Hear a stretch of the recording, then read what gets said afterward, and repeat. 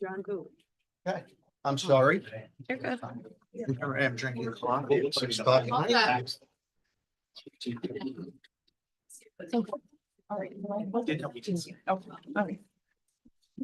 Okay. Good evening, everyone, and welcome to the Troy City Council Finance Meeting. It is April 3rd.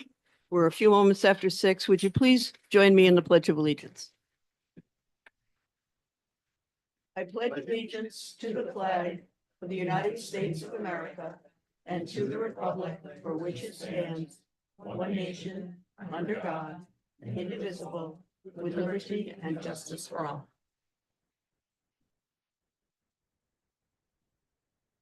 Councilmember Keel. Present. Councilmember Brosnan. Present. Councilmember McLaren. Present. Councilmember Vera. Present. Councilmember Soriento. Here. Councilmember Casey. Present. And Council President Steele also present. At this point of the evening, we have a public forum dedicated to any agenda item. So if there's anyone in the audience who wishes to address any agenda item, this is your opportunity to come forward. Please give us your name and tell us what you want to tell us.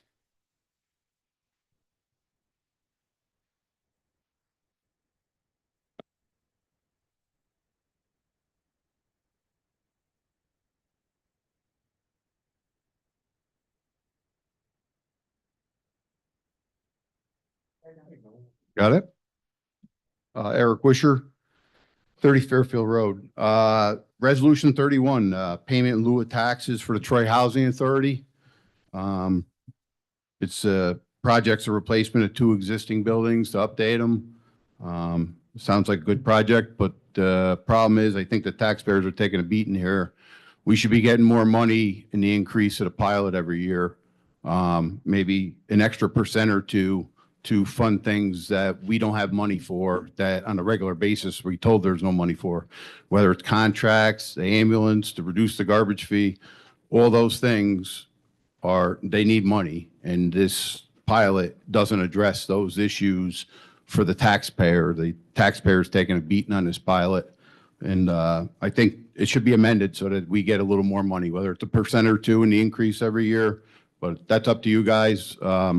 To vote on that, but that's my opinion. From talking to people, the taxpayers are upset with these pilots. Thank you. Does anyone else wish to address the council?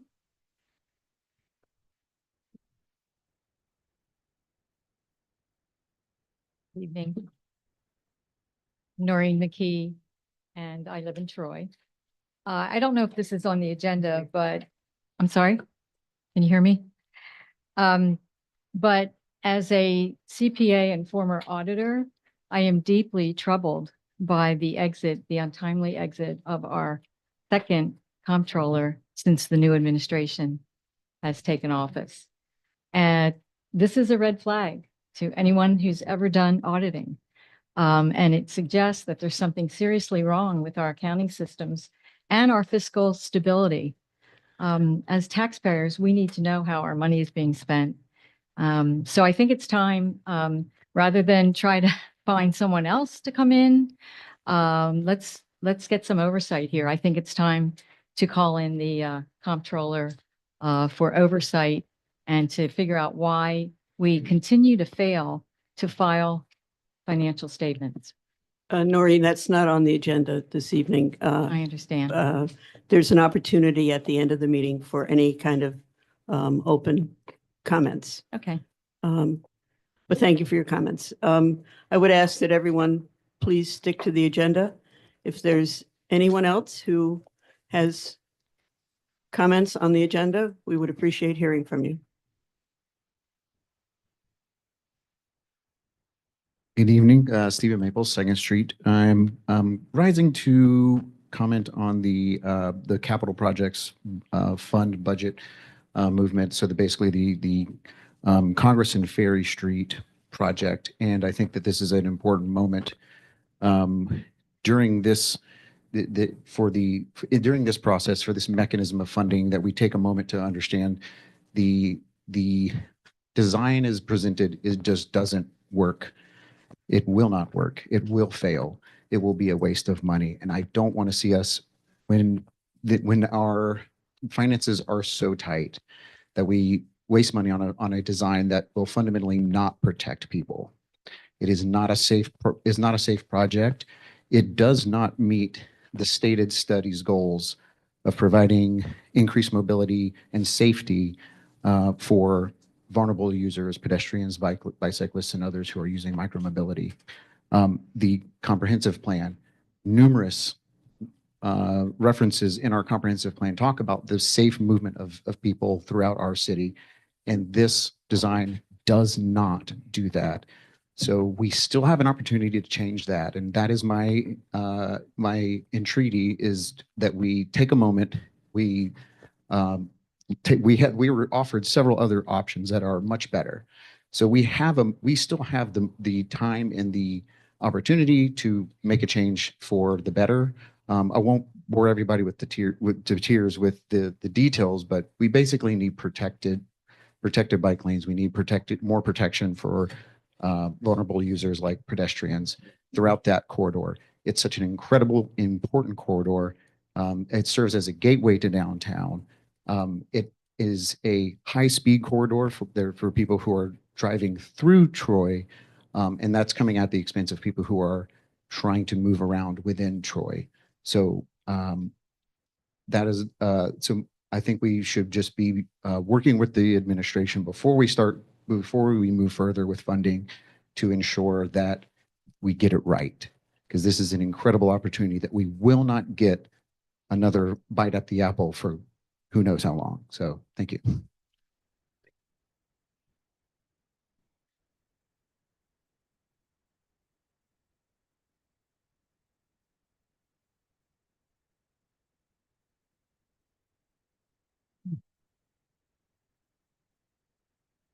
Hey there, I'm James Rath. I live at 398 Williams Street in South Troy. I'm the Executive Director of Capital Streets. I'm here to talk about the Congress and Ferry Street project. I think Stephen made a lot of great points. I want to just go over a little bit about what has happened from the community's perspective so far. This is a massive project. I hope everybody in the room realizes what an opportunity this is to transform the corridor. We have over $12 million available to us to really transform Congress and Ferry Street from the river all the way up to a little block called 11th Street, just beyond the intersection of Congress and 8th. Stephen's point, I also won't get into the details on the design. I could talk about streetscape design until everybody here falls asleep. It's something I've worked on a lot professionally. But again, going into the public engagement, we've had only two opportunities for public meetings on this project. The first one was July 30th. While it was advertised in the Troy Record, there was no broad outreach done to the community to let them know that the meeting was happening. It was posted online 22 hours before the meeting. And then at that meeting, there was no opportunity for the public to make comments publicly in a forum style like this. They also weren't allowed to ask questions or have any sort of Q&A. So the project team said, if you want to talk to us about this, meet us, after the meeting, write your comment down on a piece of paper. This is streetscape design. This is the design of the street that actually impacts people's everyday lives. Sometimes it's hard for people to write down on a piece of paper. October 9th was the second public meeting. There was an opportunity to have more of a public forum and Q&A. And at that meeting, the city had the three concepts that they've been presenting, these three cross sections for the streets. And option 1A, which the administration recently announced was their preferred alternative, was discussed, and it was clearly the least favorite amongst the three. So it's really unclear, and you guys can go on the city's project webpage and view those comments. 1A is, again, clearly the least favorite. And so we're asking everybody here today to give the city more time to come back with a real design. listen to that public feedback and give us more information on what's in front of you here today. What exactly is the city council tasked with moving forward? Is the city going to be moving forward with this clearly flawed design, or are they going to listen to the community? Thank you.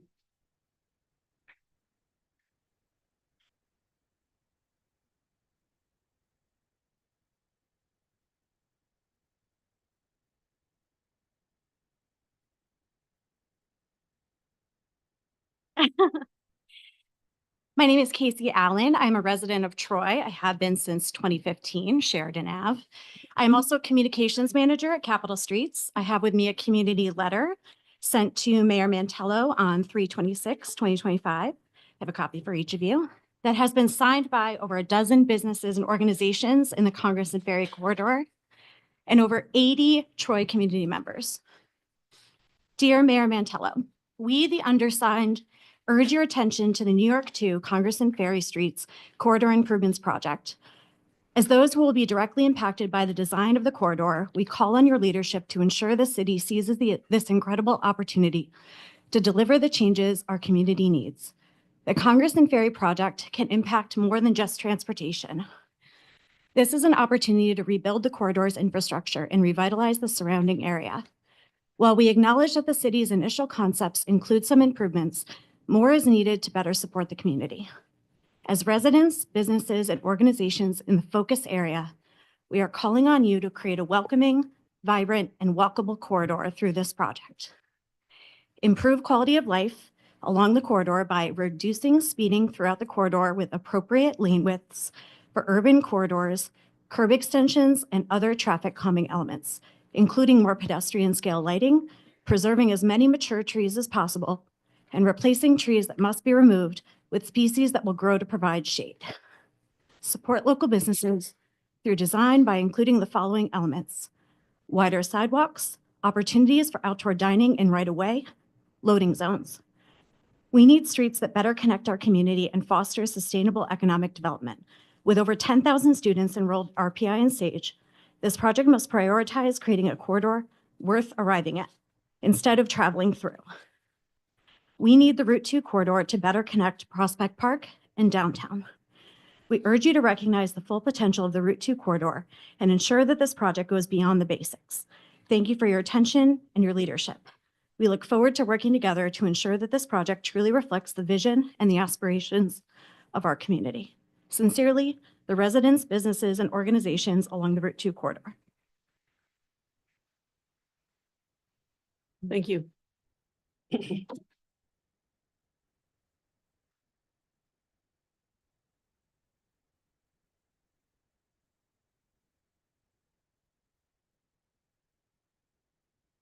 Hello, my name is Roddy Yagan, 193 2nd Street. I am the former planning commissioner for the city of Troy, chairperson for the planning commission, excuse me. I'm coming to speak about the Congress Ferry Street project. I just wanted to offer a couple questions or for thought and hope that you guys reconsider a couple aspects of this. There's both tangible, I just walked from my residence right across that exact space. So I just now, during a pretty busy time, got to experience how it's functioning.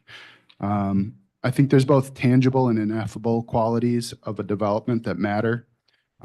Will it function as well as it does now? The beauty of the existing configuration as it is the separation of the bridge speed traffic and the pedestrians and people that are parking immediately next to where they're going. And I wonder if all of you have put yourselves there in that space in your minds in the function or design and concept of the new plan. Have you actually tried to envision how that'll work? Have you really spent the time to think about it? Well, these are the things that those at Capitol Streets consider when they're evaluating a concept and that they've offered feedback on. That feedback hasn't been incorporated from what I understand. So I'm here to ask you to please consider taking whatever actions are necessary to reselect or redesign with the feedback of Capitol Streets Incorporated. That's it. Thank you. Thank you.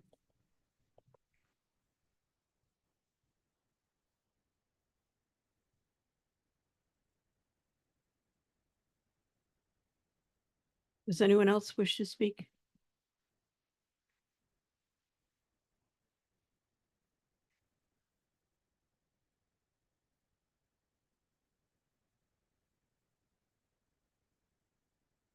I'm John Kane. I think we all know each other. I wanted to make a couple of comments in light of the fact that the city once again has no comptroller. There are a few ordinances and resolutions before you tonight that I think that council needs to start taking a very serious look at. I would like to echo the previous comments regarding the Congress Ferry Corridor. It's a really important artery into downtown, which should accommodate bicyclists and pedestrians, people who don't have cars, exactly the kind of people we need in a more dense urban area. It's a really important artery into the business district that produces a lot of the economic activity for the city of Troy. So it is important to get that right. And I don't think it is, I don't think that it is out of line to ask the administration to take a second look at their decision and maybe try and incorporate some more public comment. Without a comptroller, I think that it is really important that the city council step up and be the adult in the room and say, hey, maybe we don't need to be spending a whole lot of money right now. I'm not sure that bonding $2.5 million for a pool. I mean, if the comptroller could come and give you a report today, that'd be great. You don't have a comptroller. I don't know if there's anybody qualified to be a comptroller in the administration right now. So it seems like more borrowing is ill-advised at the moment. As to the pilot for Taylor 2, I absolutely appreciate the need for more affordable housing, and I appreciate the need for working with developers to build some more dense affordable housing. In my building, which is just workforce housing, my landlord pays $3,600 a year for city, county, and property and school taxes just for my unit. This developer is paying $250. Some of these units are market rate, some of them are workforce housing, and some of them are affordable housing. I encourage the council to take their time with this to arrive at the right number for taxpayers, because if the developer isn't paying the right amount, it is the rest of the taxpayers in the city of Troy, even renters like me that pay $3,600 a year of rent that goes right to the city's coffers, who are shouldering the burden. And I think that there was one more, but I think we can let it go. Enjoy. Thank you. Thank you. Does anyone else wish to speak? Seeing none, no, seeing one. Hi, my name is Giselle Laura, 1938 Fifth Avenue, and I grew up in Troy and was able to move back recently as an adult.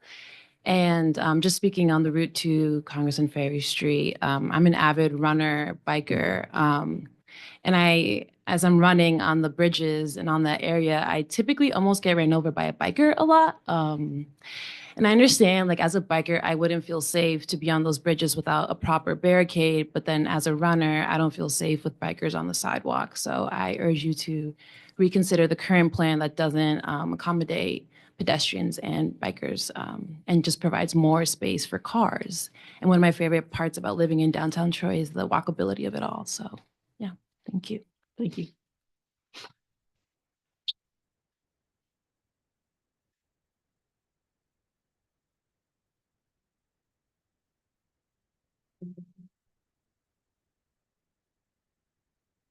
Okay, does anyone else wish to address the council? Seeing none, we'll move on with our agenda.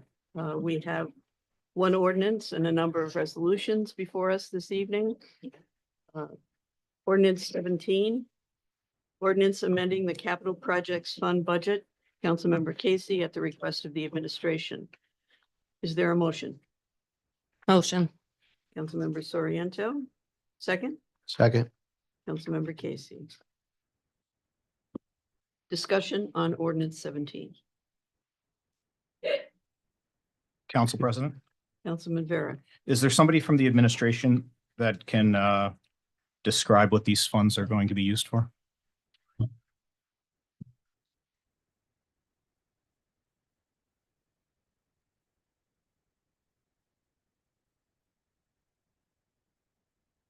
Good evening. We're on ordinance 17, right? So this is for the Congress and Ferry Street project. These are funds to start working on design, the final design to get to construction documents.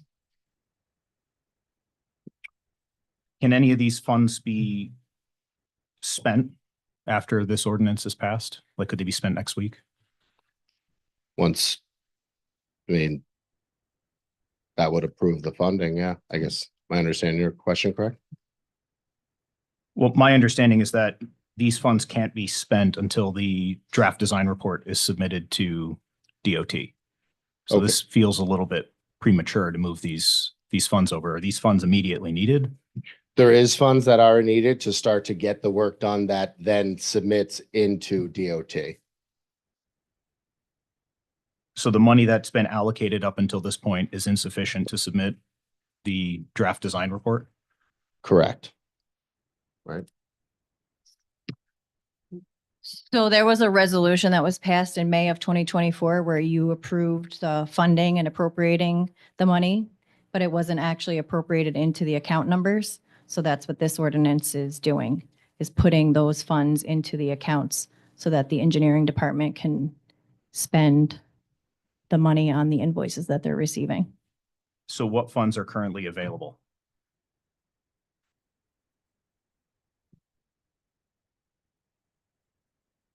Out of this, you're saying? Correct. The- What funds have already been allocated? 568,000? Is that what's already?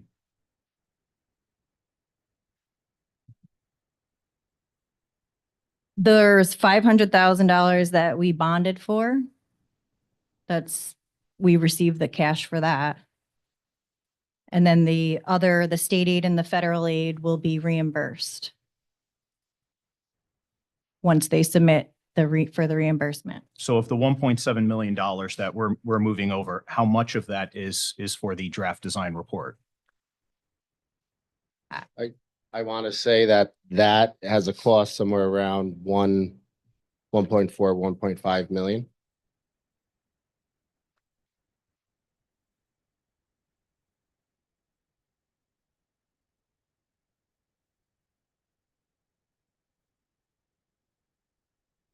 Do we know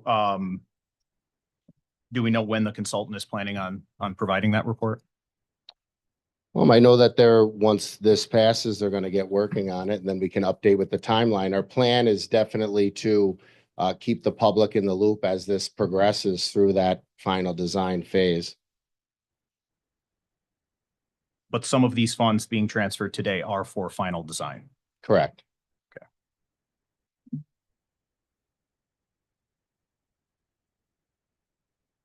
Where do those funds currently reside?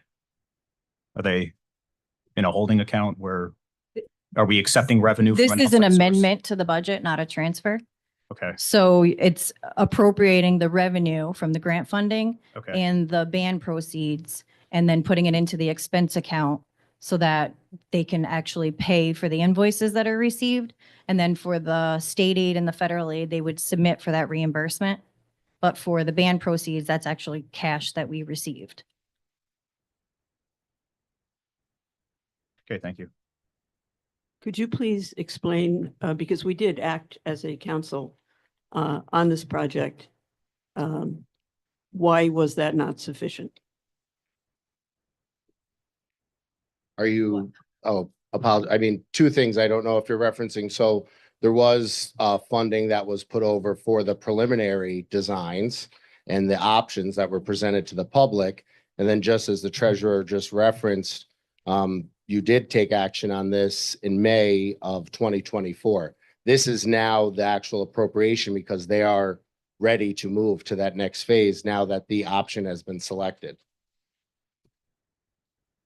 So the design is going to be on the option that is, from testimony today, the least favorite of the public's? Well, I mean, I would like to suggest that although everybody here most certainly has the right to come up here and voice their concerns and their opinion, there is plenty of people here there's plenty of people that aren't here that have voiced opinions on other options. So you have to obviously take into account the whole public the whole people in the entire corridor. Not necessarily just, again, right to be heard, but I don't know if 4 people are indicative of the whole community down Do we there. have data to support that? Because What the- type of the- data would you be the- looking the for? Public, at the public comment period, the people were in favor of another option, and they're not in favor of this option. So what other data that you're referencing is available for us to I understand? guess what would be the data when going and You're and referencing coming? data. So what? We're just as the same as at those public outreach meetings that you're referencing, and that there were some folks that were looking for a different design. Listen, there's a key advocacy group that is very big on bicycling, and we totally understand that. That's been a very active group, part of that throughout this process. Like I said, that's, again, does not mean that the whole entire public, that's what they're looking for. The mayor's office actually got a lot of bombarded with calls when this was announced, saying that they don't even want any more bike lanes in the entire city. Now, again, that's part of the funding. It still satisfies what the funding was put there for. And, you know, in consultation, doing certain options would restrict parking, take away parking spots. It's ample down there. You know what I mean? There's not a lot of parking already existingly available, and there still is a buffered bike lane that is part of the project. But if we, you know, I don't have a poll to show you if that's what you're looking for.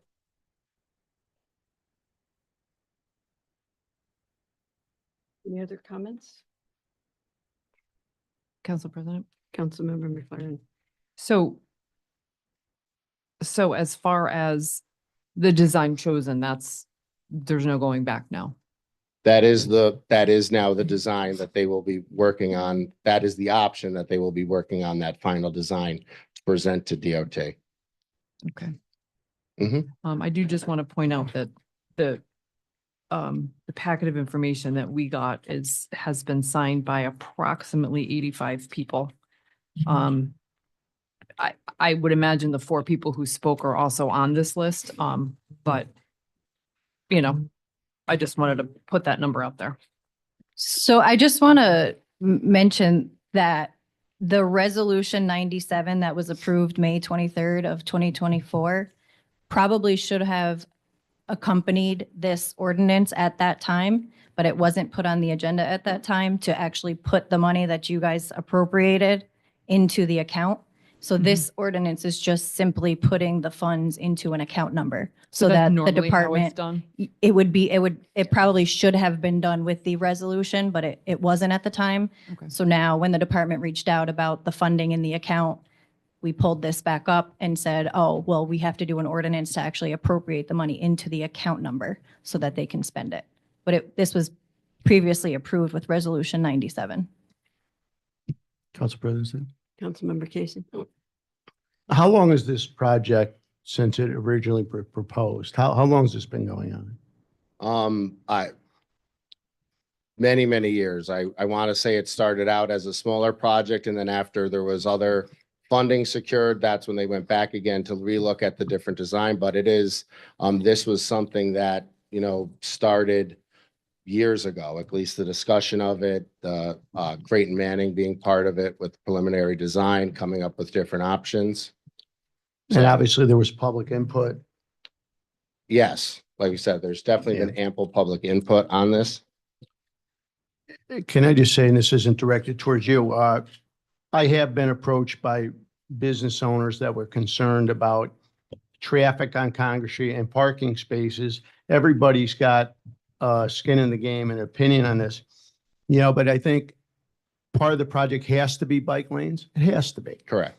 That's not my personal opinion and not everybody's, but it has to be included. Not everybody gets everything they want, I think. And when you talk about these projects, I went to hearings on the Newman-Ann's Bridge, going over 378, and everybody wanted a certain, you know, design. It was probably the most popular, but it was the least likely to happen because of logistics. It sounded good to me, but when it was explained to me, it said, that's great. It does seem like the most popular one, but it's probably not going to happen.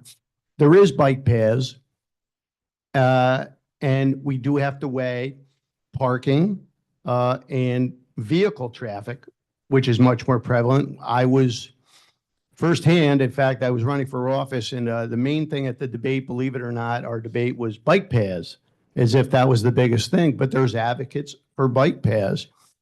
And there was a ton of money spent on the bike path along Taylor Apartments and down First Street, millions.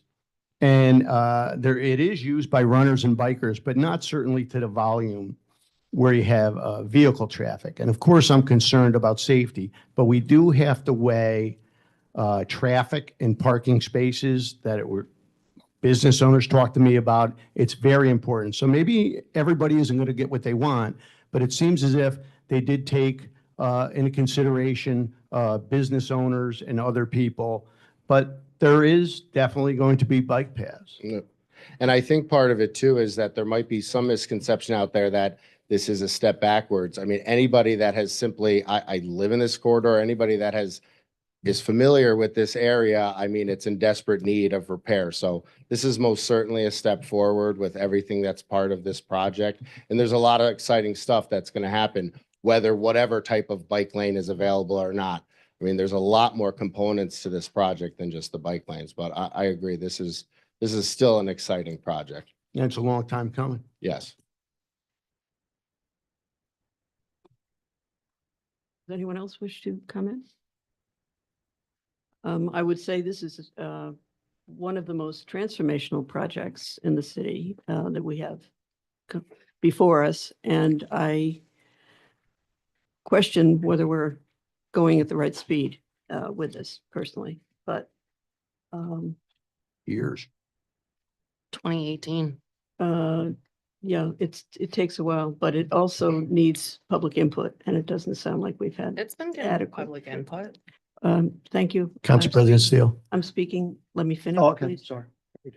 I have my concerns, and I'm allowed to have those concerns. So, if there's no other comments, I would like to put this to a vote. Council President, Councilman Vera?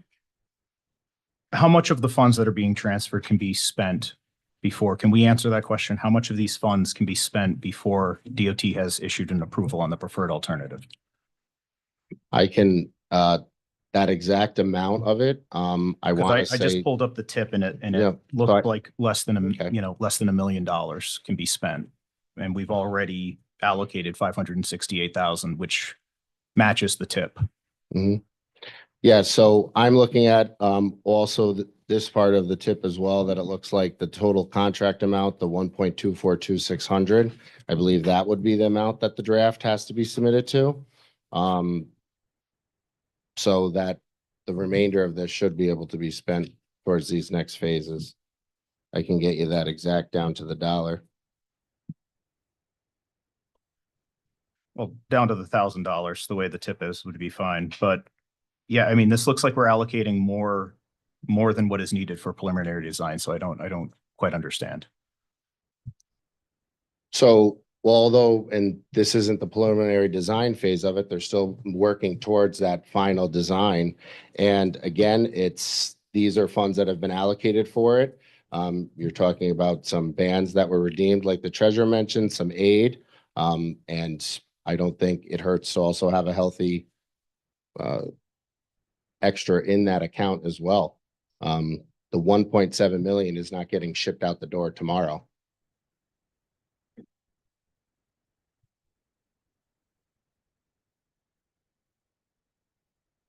Thank you. Any other comments? All in favor of ordinance 17? Aye. Aye. Opposed? No. No. 4-3. Right. Resolution 31 is a resolution of the City Council of the City of Troy authorizing the execution of a payment in lieu of taxes pilot agreement by and among the City of Troy, Taylor 2 Housing Development Fund Corporation, and Taylor 2 LLC. Councilmember Casey, Councilmember Vera, at the request of the administration. I would entertain a motion. Motion. Councilman Member McLaren, second. I'd like to motion to amend.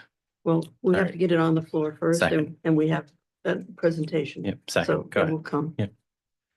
At this time, we have a presentation by the Troy Housing Authority and Penrose Development to update us on the project.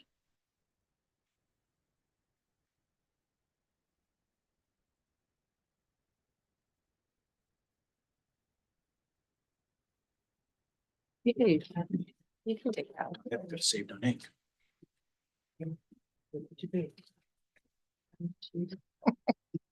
Thank you. Want to share? Not enough for you. Wow. Thank you. Yeah. Thank you. Thank you, kind. This is better paper for sure. Good evening, City Council. My name is Deb Witkowski. I am the Executive Director of the Troy Housing Authority. And I have with me tonight Noah Freiberg. He is a senior developer from Penrose. First, I would like to thank you for taking the time over the last couple of weeks to review the presentation that I submitted to you via email, as well as the proposed pilot. I also appreciate all the follow-up questions and the opportunity tonight to again run through the presentation. As you all are aware, in 2021, the Taylor Apartments project was awarded to Penrose, which was THA's and the City of Troy's development partner for an entire Taylor project. And at that time, we anticipated completing one large development. However, due to the recommendation of New York State and the availability of New York State funds for this project, it had to be cut into two phases. The first phase included the demolition of Taylor 1 and 2, which were vacant, vandalized, and dilapidated Taylor buildings. And then the subsequent construction of the new building. The new building is now fully up and running. There are 141 affordable units. There is a resident community center, a resident fitness room. We have in-unit washers and dryers, central air conditioning. We have on-site management and maintenance staff, and new offices for our Section 8 department, which they moved today. Also, as part of HUD's requirements, Taylor 3 and 4 households had the first preference to move to the new Taylor 1 building. They had to be qualified. And as of today, I'm happy to report that 91 out of 95 households that lived in Taylor 3 and 4 are now living in Taylor 1. As we anticipate the Taylor 1 property to become fully leased by May, because now we're on to a waiting list for the rest of the 141 units, we are pursuing a state funding application. Part of that state funding application requires that a pilot be in place. It is not a pilot that is like a private developer. This is a pilot that we need in order to fulfill the application and move forward so that we can fund the development of Taylor 2, which is to take down Taylor 3 and 4 and to build a new development, which includes not only affordable housing, but it's workforce housing and its other amenities for the city of Troy.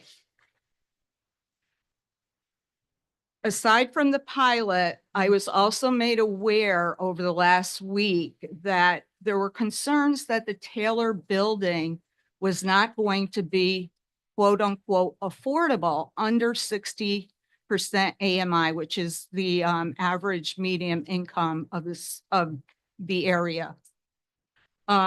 the reason why this project is not strictly affordable is because we went out for the last several years and had many meetings with both the residents and the City of Troy community. We met at the Bush Memorial Center, we met at Taylor, and what came out of those meetings was that we don't want all affordable or public housing. So we pushed this project forward to have mixed income bands, which is what we're looking to do moving forward. And that means that 40% of the units that would be in the new Taylor 2 project would be 30 to 50% AMI, 40% would be from 60 to 80% AMI, and the remainder would be what we call workforce property rentals. And they are less than market rate, but they accommodate what the City of Troy needs. We need rentals that are people that work in the emergency room, that work up at Samaritan Hospital, that work in our restaurants, that work in the hotels, can afford to rent in downtown and on the riverfront. And that's why we're looking for this development and this project and this pilot. I know there were a lot of questions too about the financial aspects of the project. I'm going to turn it over to Noah. Hopefully you're okay with that. He's going to discuss some of the sources and uses, our debt service, that's a part of that, and the 15-year cash flow that a lot of you had questions on, and I really appreciate what your concerns were, and I hope that I addressed your questions on that. But Noah, do you want to pick it up? Thank you very much, Deb. Good evening. As Deb said, my name is Noah Freiberg. I'm a senior developer with Penrose, have been working with the company and in affordable housing. I've been with the company over a decade, been in affordable housing for over 15 years now. So as Deb said in the beginning, there's a lot of pretty pictures in this presentation, which I won't go through, but the reason why we're here tonight now is because, as Deb said, this pilot is a requisite for going to the state for application. And so with all real estate projects, we're working in a timeline of years. I heard the talk about the bridge and the design there, and that's been a multi-year project as well. If you see the schedule in the beginning of the first couple of slides, we're asking for the pilot tonight because we have to go and apply to the state. And then once the state sort of gives us the go ahead to the next step, we still have to continue the design of the project, secure financing, secure more financing, go through a bunch of other hurdles and hoops to hopefully start construction possibly as early as next year in 26. So we're here in early 25 because we're looking ahead to 26. And as Deb said, it's important because every delay we encounter with applying to the state is a delay in that project getting started into the future. I think Deb spoke very well and answered a lot of questions about the mix of the project. So if you go to about the middle of the presentation, there's a large matrix that pretty much covers the entire page. This is the sources of the project. So this is approximately, very high level, a $180 million project. It's 2 buildings, 315 units. There's 6 and 7 stories, so there's parking podiums. One of the misconceptions about affordable housing is that it is affordable building, but it's exactly the opposite. Affordable housing in today's day and age that's financed through state housing agencies is the highest construction quality of almost any residential building you'll see. So in addition to all the modern finishes and amenities and all the things that we would put there ourselves, as well as going through, we spent a year working with the city on the approvals and upgrading the project to meet what the city wants. The state, for all this financing, has very rigorous standards for what type of use and functions have to be in the building, accessibility, inside the walls, which nobody sees, but is the highest quality construction there is, insulation, energy efficiency. So we're not just building any building, we're building the highest quality residential construction that there is for folks of all income, as Deb said. And so what you see here is approximately $180 million construction cost. And the majority of sources that you see here come from the state in different forms of debt and equity. And the reason that the pilot is needed is because what happens is all these individuals that live at the property, they pay a rent every month, same as everybody else. The expenses, or the real estate taxes, excuse me, are a piece of those expenses. And by granting a pilot, two things happen. One is the expenses are reduced and we are able to take that future revenue stream and secure debt today that's at the top of this page to actually have the dollars to build the bricks and the sticks. And without those dollars, we don't have the sources to fund this project. The second reason is because a pilot, not only does it provide us the revenue to go and get a large mortgage to build the project that the city wants, that we want, and the state requires with all of their restrictions, but it also secures the long-term feasibility of what the project is going to, what their expenses are going to be in the future. And that allows a private tax credit investor who purchases these credits that the state gives us to build affordable housing. That investor comes in, they pay for these credits essentially at a very high level, and we use those dollars as well to build the bricks and sticks. And if a pilot is not in place, that helps secure one of the biggest pieces of a project's operating budget, being at the bottom of the capital structure and taking on the most risk. They will not invest in this project. And as you can see here, they are financing about close to $70 million. They're purchasing these tax credits that we're getting from the state. So the pilot does two things. It allows us to raise close to $27 million. That all goes towards the project, not necessarily Penrose or THA. And it also provides predictability for an investor to come and say, yes, I will put in $70 million into this project because I know with the experience of the Housing Authority and with Penrose that you can build this project and it will operate into the long term, because if it doesn't, excuse me, it's the investor that is out that money into the future. So it's a multifaceted reason for this pilot, and that's some of the sources. And then if you go to the page right behind it, which is the loan terms, what you'll see looking from left to right in the bottom row is what's called debt service coverage. So that is a function. That's how the state and investors and banks look at the health of the project and what it's able to support in a loan size. Again, how many dollars can we use to build the project? And they want to make sure that it's at a healthy margin, because they need that project to the project can't operate at a break even, because they need it to they need to look out and trend the loan and make sure that it's going to be healthy and the project's going to operate well over a 30-year period. And they also know that there are increases in costs and other things that happen, and they need the project to be able to be healthy enough so that it can be supported in the long term. Because once all of the sources to build the project are provided, the project has to sustain itself, and the rents that come in from the project and the expenses and debt that has to pay have to live on its own, because there's no other funds you can go get if there's something happens and there's a big expense that has to take place, or if something else, there's no other place to go and get those sources to fund these affordable projects. All the affordable sources are on the upfront to build the project, and then the project has to sustain itself through those rents over a 30+ year period. Sure.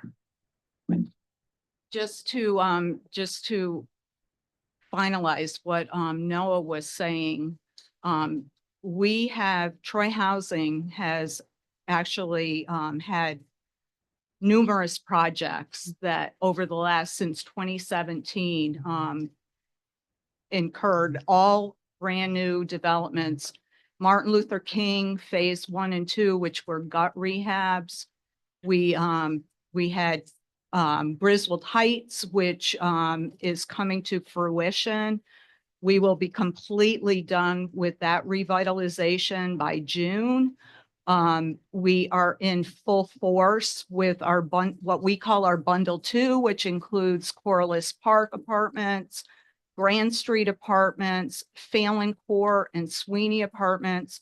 And some of the work that's been done is absolutely incredible. I think that anybody, both the public and the council, should get out there and take a look at these apartments, take a look at the properties and what these projects have done. And then, of course, Taylor 1, and then we're moving forward to Taylor 2. What Noah was saying about the pilot is, yeah, it's okay to go ahead and increase the pilot, but if something happens, it can cause significant cash flow problems and then investment problems. And I think I talked to, I know I talked to Aaron, a couple of people on the council. Martin Luther King has a very tight cash flow situation right now, has a little bit of a higher pilot. But what has happened is we had infrastructure situations that were not included in the development. And you're all aware of what's happened across the city of Troy with sewer infrastructure. Infrastructure in Martin Luther King where sewer pipes have busted and have cost the Troy Housing Authority, the Martin Luther King project, hundreds of thousands of dollars that have gone against the operations of that development. We still pay the pilot. We have to pay the pilot for 30 years. The state will not allow us to be at like the city. I was the controller here. I know revenues and expenses have to match, but this is not a situation like that. We have to show a positive cash flow into the future because something could happen. The other thing that has happened to the Troy Housing Authority is that COVID happened and we have had a hard time getting residents to pay rents. If anybody's here owns properties, it's difficult.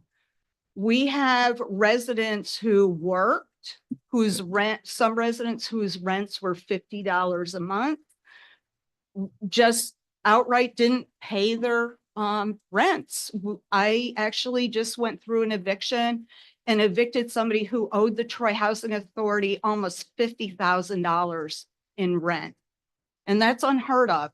They had not paid rent since 2020, and that family was working. So those are the kind of things that we are facing. And again, I'm hoping that you understand that it's not like a private developer coming in begging for a pilot.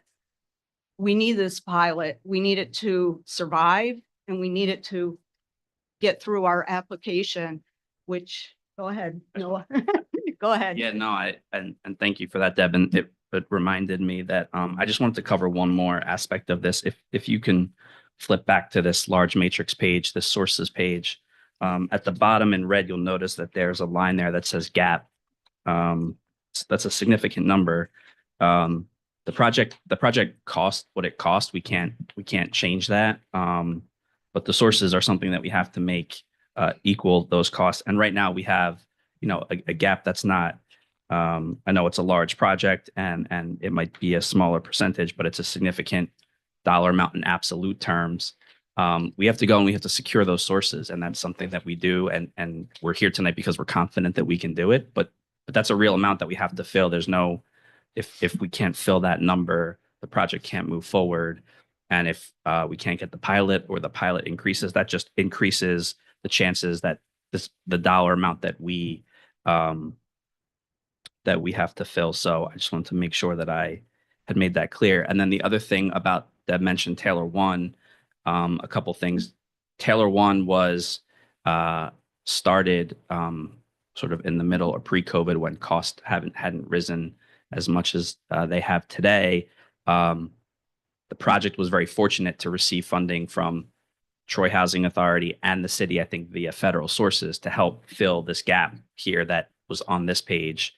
Those funds don't exist today. So really the only way for the city and the housing authority to support this project is the pilot. And so, if there were other sources that could maybe help, we could, and the pilot went up, but the debt went down a little bit, that could help offset, but we don't have any local sources that we can use. So we're maxing out and leveraging all the federal and state sources we can, and asking the city for its support on this pilot.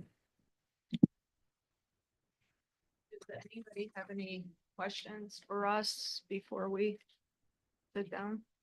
City Council President, Councilmember Keel. Mayor, in my district, we have a building that was renovated, and it was incumbent upon the owners to basically allow anybody in via a lottery. And I'm just wondering, is the loans or the funding that you have been made available to, do you have any kind of requirements that just say you got to let all these people in without any real strong requirements, such as credit checks and things of that nature? I can answer that. Thank you. First of all, we have waiting lists of hundreds of thousands of people. Griswold Heights, which we were running vacant because we were under development, we had 390 units. We now have 392 units because we added 2 more ADA units to the project. We are almost fully occupied. Probably 3 months ago, we were at 90 units vacant. Our waiting lists are so healthy. There are people that need this housing. What percentage of the people don't pay their rent? That's a good question. If you look back at COVID, we had a greater percentage. If you look before COVID, we were collecting 98 to 99% of our rent. I sent the statistics to Ryan. I actually personally would take people to court evictions every single month. We were doing about 100 evictions a month. And by the time we actually got to court to evict people, there were maybe 4 to 5 households that would actually be evicted. When you do it every single month, people can get caught up because they're only 1 month behind. But right now, with all the new laws and with all the restrictions and the fact that we were like 2 to 3 years where court wasn't even open, households got backed up and people just refused to pay their rent. And for whatever reason, it's been difficult. We had an accounts receivable of like almost 900,000 in rents that were due, which is unheard of. But we're actually one of the lowest in the state, if you can believe it. There's other housing authorities, Rochester, Syracuse, Buffalo, that are millions in accounts receivable because they had the same situation. So, hopefully at some point we get back to that. Our residents only pay 30% of their income. So if they have no income, we have a minimum rent of $50. Their rent is $50 and it's paid by their housing shelter of say Rensselaer County DSS or any other entity. So there's no reason why somebody can't pay their rent. And if they make a lot of money, we're encouraging our residents to move on. We have the family self-sufficiency programs. We're encouraging them, if they're making 100,000 or 150,000, they should be moving on to buying a house or, moving out so that somebody else who might need this housing can actually secure it. So I don't know if that answers your question. Answered quite a few questions. Thank you very much. Anyone else have any questions? Councilmember Casey? No. Council President, Councilmember Vera? on the loan terms, I see there are three sources those are interest only loans. Is that correct?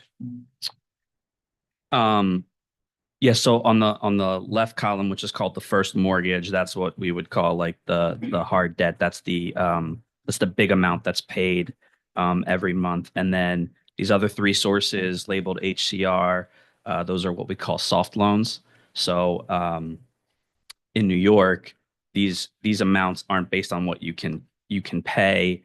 They're based on other factors, but the state does add on a 50 basis point payment every year. And so that's why the debt coverage moves down with each of these sources, is because the real chunk of it is the first mortgage, but then every soft loan that you have, they add on a 50 basis point fee, and all of those loans combined have to equal the 1.2 debt service, if that makes sense. So but I guess, is the project subject to a balloon payment that's shown there? When does that come due? Yes. So yes, it is subject. So these soft loans are due at maturity in 30 to 40 years. And the idea is that the project, these new construction projects, are recapitalized in the future as preservation or something else, but you would need some future capital event to pay them off. Or if you another option is, if you do keep the project 100% affordable, which most 100% affordable projects do stay that, the state will extend those loan terms out another 30 years, let's say. So there's a couple ways to slice it. But yeah, you're not paying a significant chunk so that you can support that first mortgage on the left-hand column. And then those soft loans get repaid or extended in year 30 or 40. In this case, that would be year 30, right? Yes. Okay. Yeah. Thank you. Just to clarify, I want to make sure I understand. The current property that Taylor 3 and 4 are located on is not currently paying any taxes, correct? Once the pilot goes through, these will be properties that will be paying the city taxes. In the pilot. But the taxes according to the pilot. Yeah. Right.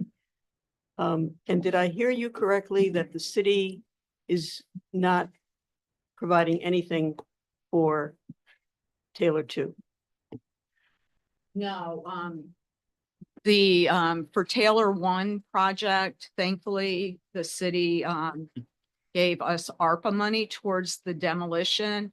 And the Troy Housing Authority, I mean, since I started there in 2010, we were putting away capital funds that were from HUD that we no longer get, unfortunately, at a rate of about $500,000 a year. So between what we, the Troy Housing Authority, put away in reserves for strictly the demolition of Taylor 1 and 2, and the ARPA funds that the city granted us, we were able to demolish Taylor 1 and 2. The total cost was $6.5 million at the end of the day. Unfortunately, HUD doesn't give us capital funds anymore, so Troy Housing doesn't have that option to put away any money. And of course, the city doesn't have the funds available through those sources. So those dollars for the actual demolition of 3 and 4 are also like built into this project. Thank you.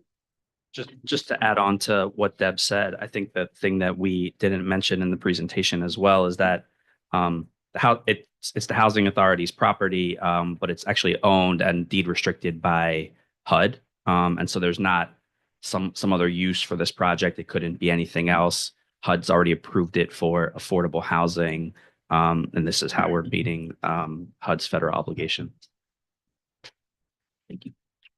Council President, just one more follow-up. Councilmember Barry.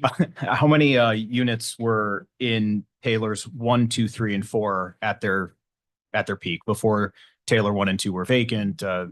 How many total units for the development? There's 125 units in 3 and 4, and there were almost 140 in the Taylor 1 and 2 way back when. They were vacant for, God no, like over 10 years. So about Plus. 265 units in the original Taylor In the- complex, and now correct. we're 453. Correct, Okay. but they were public housing units, in those towers, Okay. which is different from the strategy that the housing authority and our development partners are looking to move forward. Right. I understand Taylor 2, you're adding in an additional 100 you have to replace the 125 units from 3 and 4. Correct. Then there's another 125 that are that kind of middle Kind of range. middle and up. then 62 that are the The higher. Yeah. workforce, correct. Okay, Council President. Councilmember McLaren. Can you speak to how you arrived at the number that's in the resolution for the pilot payment Per unit. the per unit payment? The per unit payment has been what we have proposed for the last several pilot payments. It was actually the per unit payment that we had proposed for the Taylor project, which if it was one big conglomerate would have included that. But like I said, it was split in two. It's the same per unit payment that we had approved, that we proposed and were approved for Griswold Heights and for the last 4 developments, which I mentioned was Corliss, Grand Street, Sweeney, and Phelan Court.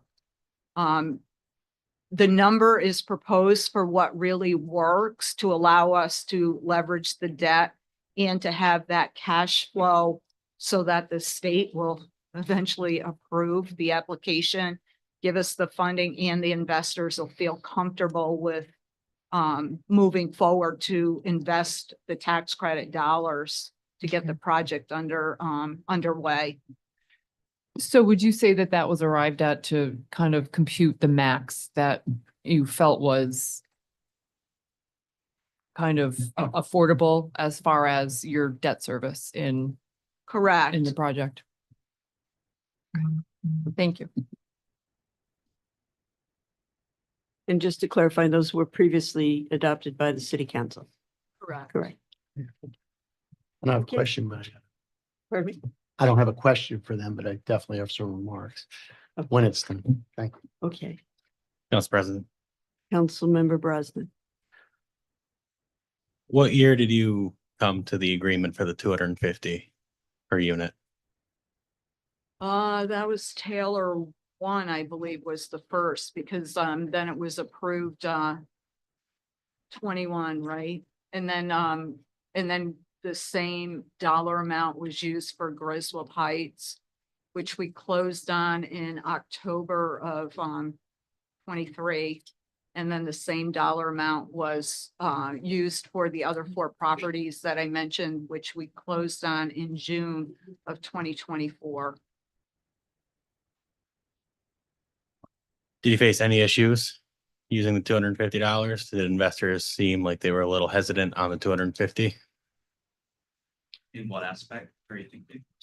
If we increase it to anything other than 250, or yeah, I mean, anything other than 250. So if we go to 300, is the $16,000 gonna make or break your project? Well, there's 2 aspects. So from the investor standpoint of, is there financial certainty out into the future years of a number for the 30 years? I think that would be there. Where raising the pilot hurts is to go back to the sources and uses. The gap we're already facing, increasing the expenses would reduce our debt and increase our gap to make the project fundable. So we are greater challenges greater for us to make this project into fruition. When you're dealing with these large numbers, it can sort of feel like, hey, what's a little bit here, what's a little bit there. But the way these projects are designed is the sources have to equal the uses. And so if you don't have $1 million of a $180 million project, you can't move the project forward. So you need those sources to equal the uses. And that's why, to Deb's point earlier, all these dollars help. And that's why it was sized the way it was. Council President. No, I'd like to make a motion to amend to the 303%. It's still my time, so I Or can. are you still making? Okay. Yep. We'll let him make his motion, then we'll have you Sure. speak. Certainly. I'm sorry, what was the motion? $300 per unit with a 3% annual increase.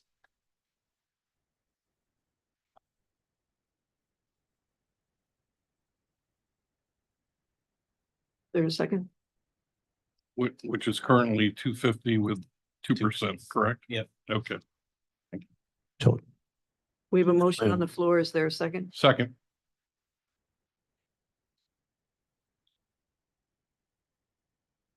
Discussion on the motion. Council President Steele. Thank you, by the way, folks. I appreciate your. Yes, thank you. Your information.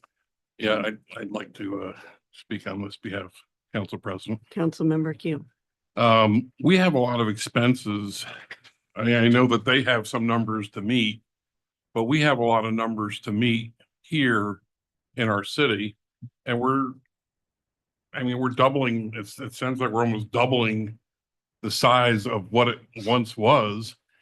And we've got a police force and a fire department that's already overburdened with calls and just basically overburdened with work.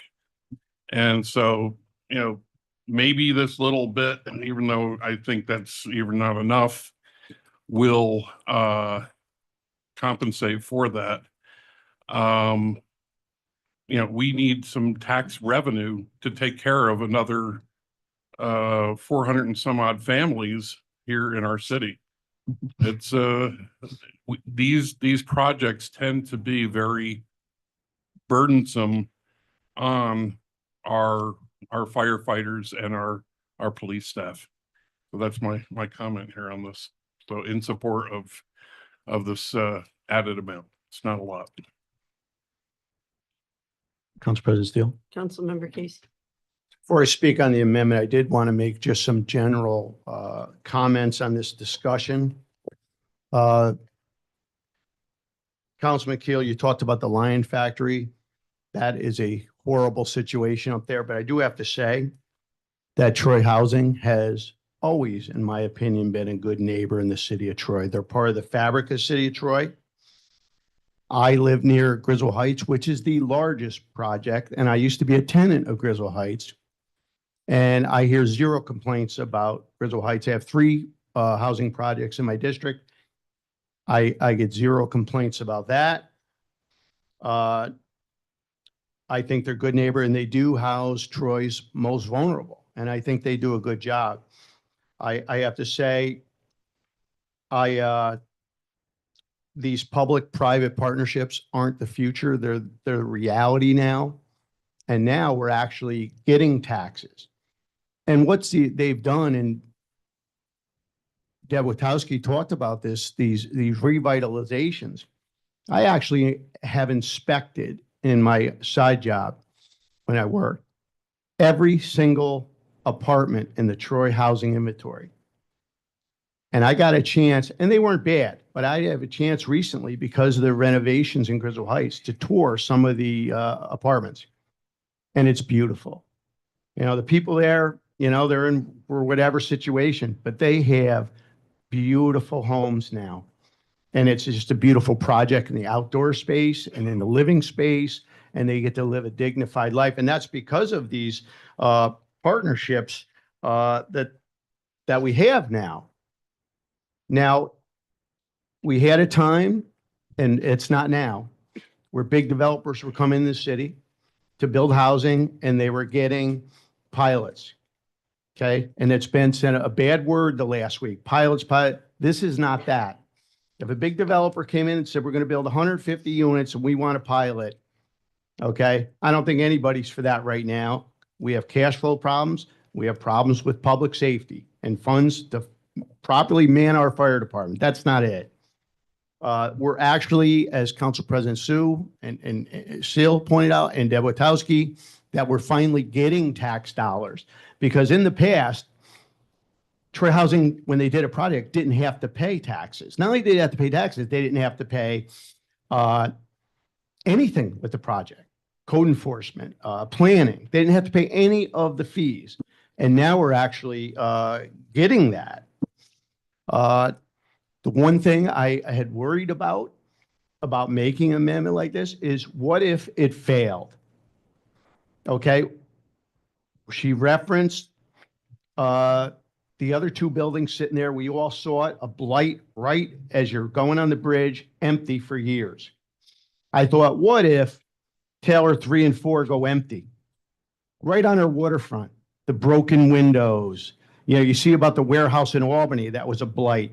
You could see it just abandoned, sitting there with no funds from anybody to take it down because there wouldn't be. And that was for me, was a real concern.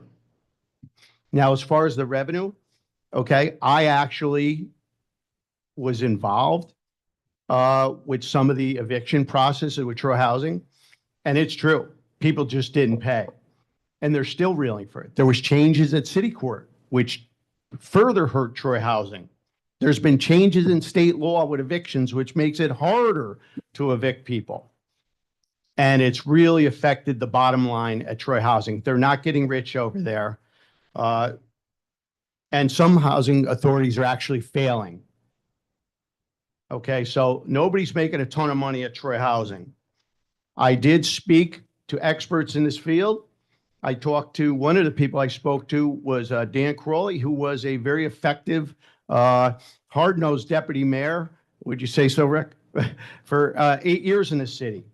And then went on to head Troy Housing and was involved with some of these pilots. He said he had no issues with this pilot whatsoever. From a retired person's point of view, not any side, he said, seems like a good pilot to me. With all that being said, I think with the reservations I had, the amendment seemed very minor. And I didn't think, in my personal opinion, that would derail the project, because otherwise I'd be voting no. But it seemed like it was reasonable, and Troy does need just a little break. And Ryan Brosnan did a very good job researching this, and he actually talked to Albany Housing Authority, which had a different pilot. And I don't think this is a dangerous move to make the amendment. And I think even though it's not a lot of money, I think it means a lot to Troy. So I'll be voting for this amendment. Thank you.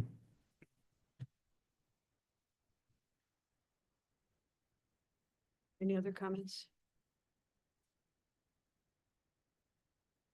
Vote on the motion. Aye. Aye. Aye. Opposed? No. No. And I abstain. So it is 4-1. The motion carries. Or 2-1. 4-1. Oh, sorry. I didn't say two. I thought you meant also.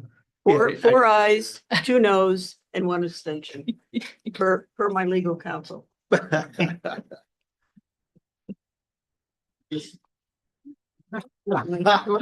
was your question? It wasn't a question. I said I abstain per legal counsel. Yes, you must. Thank you. Thank you.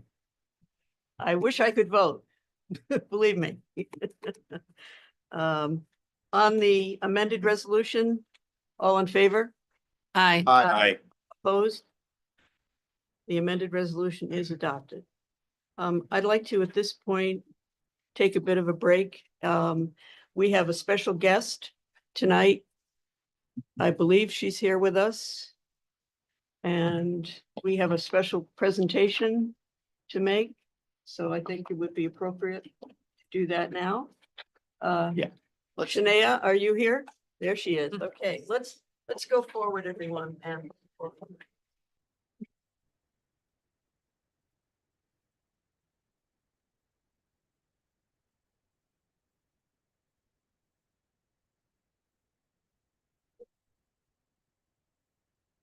like you're right here.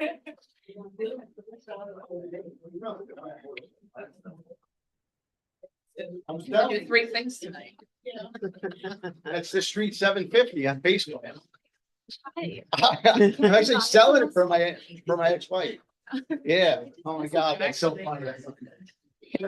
We've had a lot of serious discussion, and I think it's now time to just take a break and recognize a Trojan who has excelled. I think we have a video that might show a bit of, it's going, okay. Shania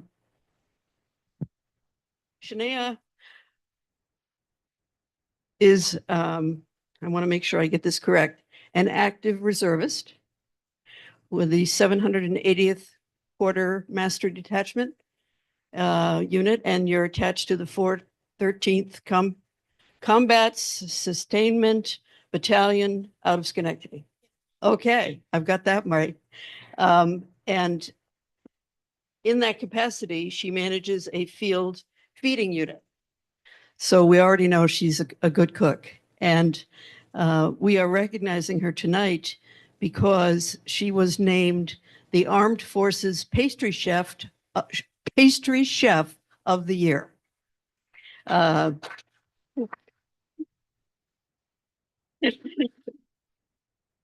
She competed and won bronze for her petit fours and gold for her pastry chef. Now you will be going on to Las Vegas, correct? Yes, I'll be competing at the ACF Nationals at Las Vegas in July for the best pastry chef in the country. That's pretty cool. So can you fill us in on what brought you to cooking and Troy? I'm active duty, so I moved here. And I love the city of Troy. I'm not a local, but the city is super welcoming. I enjoy it. I enjoy living here. And tell us a little bit about the competition. The joint culinary training exercise is all of our active duty installations in the Army, including all of our other military brothers and sisters, Air Force, Coast Guard, and international teams from Great Britain, Germany, and France. And we compete to be the best. We're thrilled that you're here with us, and we have a little certificate here that includes all the city council members, and we'll perhaps have a photo. Let's all get in. Oh, Is she ready to sample? next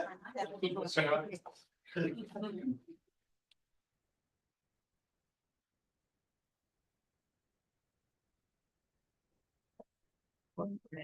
Thank you so much. So thrilled for you. Thank you. Keep us posted. I will, I will. Well, Yeah. we want to hear how it goes in Las Vegas.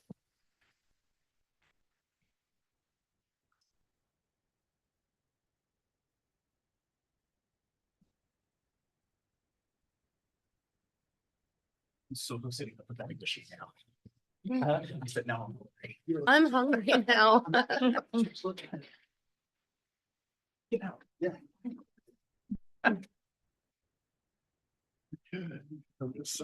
Thank you for indulging us with that little Yeah, bit of that a was break. I think we needed a little break in the action. It was tense. Yes. And it would have been nice to have free samples, but maybe when she wins it nationally, she'll bring free samples. We'll see about that. Monopoly stole for sure. Okay, moving on with our finance committee meeting. We have resolution 33, a bond resolution of the city of Troy, New York, authorizing the issuance of 2.5 million additional serial bonds to finance the reconstruction of a swimming pool in Knickerbocker Park. Councilmember Casey, at the request of the administration. 32. What did I do? Resolution 32. I did do 32? Oh. Did you already read that? Oh. I do them out of order. Yeah, we'll do it out of order. We'll do 33. Sorry about that. I'll guys. mention that. Okay. Second. Do we have Councilmember Brosnan, seconded by someone? Councilmember Irene. Soriento. I thought you were just seconding the motion. So we are on resolution 33, the bond resolution. Gotcha. Do we have someone from the administration who could help us with this? Could you move the podium back, Sarah?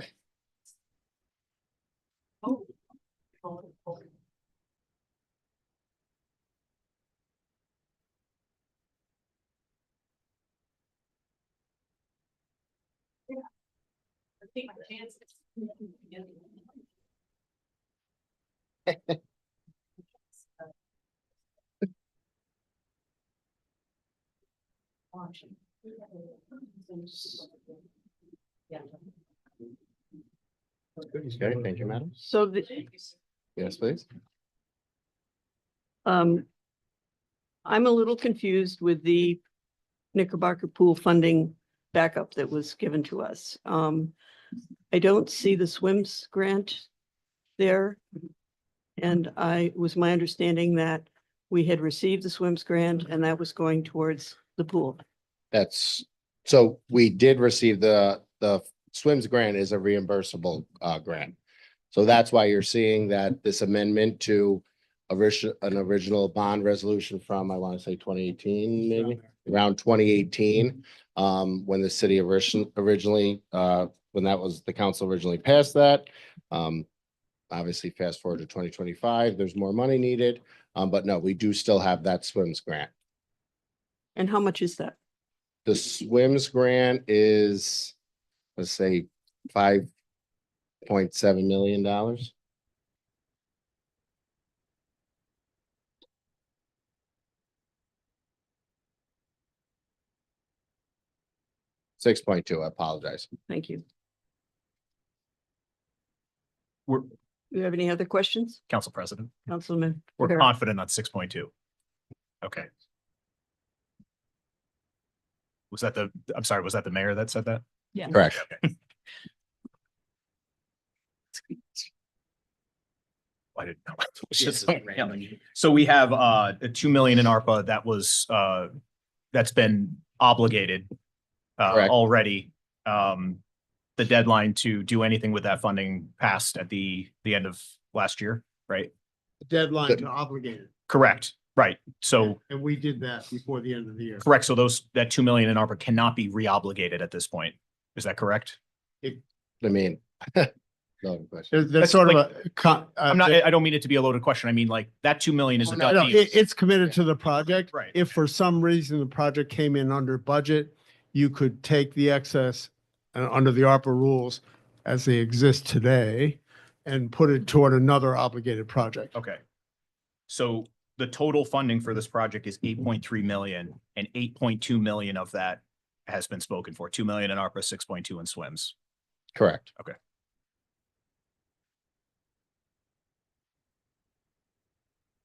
Thank you. Any other questions? No? Council President. Councilmember McLaren?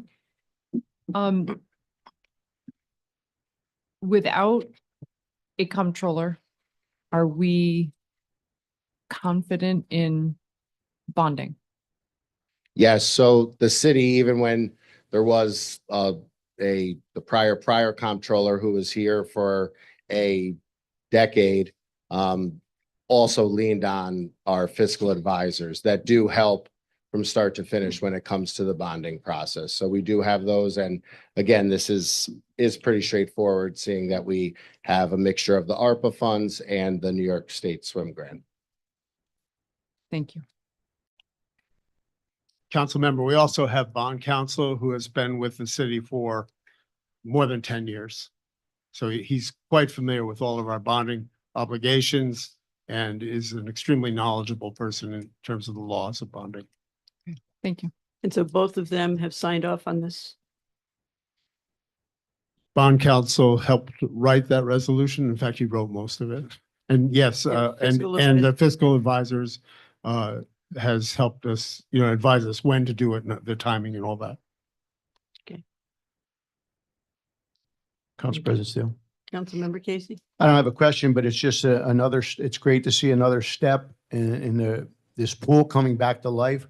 I used the Lansingburg pool as a kid. I had a nephew and 2 children that worked at that pool. It was an important part of the fabric of that community, and it was a shame and a disservice when it was shut down. And it's really good that this is finally coming back to life. I mean, it's so needed. Luckily, we have one in South Troy. But it's good to see that this is back on track and we're finally going to get a pool back in Lansingburg. It's just another step and I'm very happy to see it. Thank you. Any other comments? All in favor? Aye. Opposed? Resolution 33 is adopted unanimous. Now we'll move on to 32. This is the new math. We're going from 33 to 32. And this is the resolution ratifying the memorandum of agreement by and between the City of Troy and the Command Officers Association of Troy, United Public Service Employees Union, and authorizing the mayor to execute the agreement. Council President Steele, Councilmember Casey, at the request of the administration. Is there a motion? Motion. Councilmember Soriento with a second by Councilmember Keel. Discussion on the resolution. Council President, Councilmember Vera. is the deputy comptroller available to comment on the fiscal impact of this?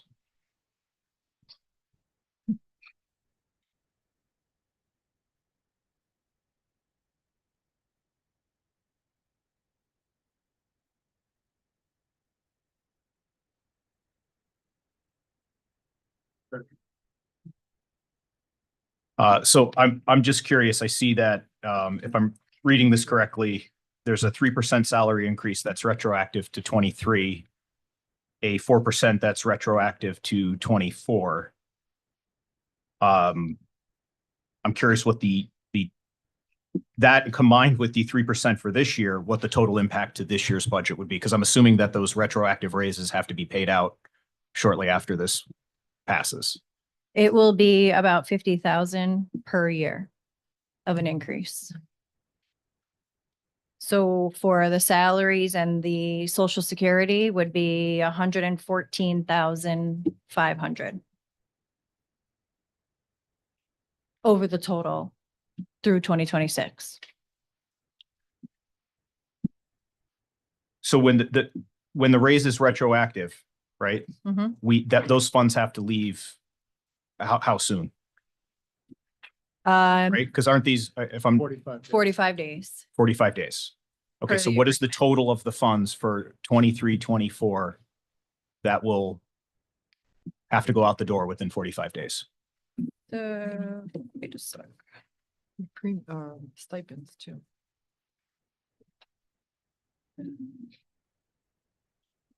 We can add that.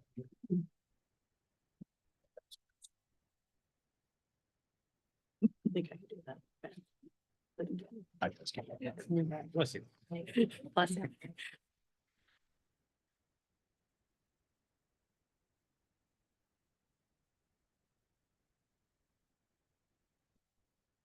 Right?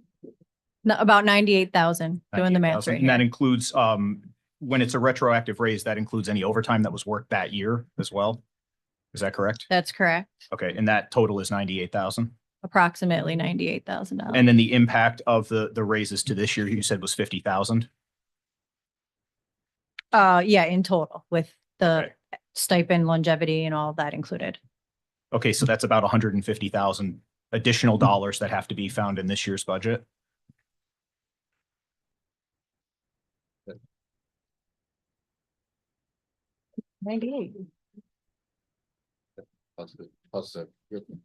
Correct. Am I- Plus the retro for the 2 years and Yeah. then including this year. Yep. Right, okay. Mhm. Okay.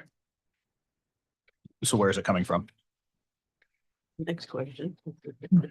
We would pull that out of the contingency fund. The balance of that is 460,000, is that correct? That's about right.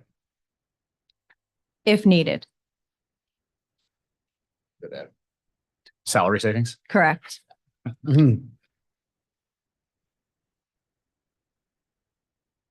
Thank you. Council President, Councilmember McLaren. what are the stipends? I mean, that's just me wondering because I didn't hear your question. I the apologize. stipends, what do they refer to? What are they for?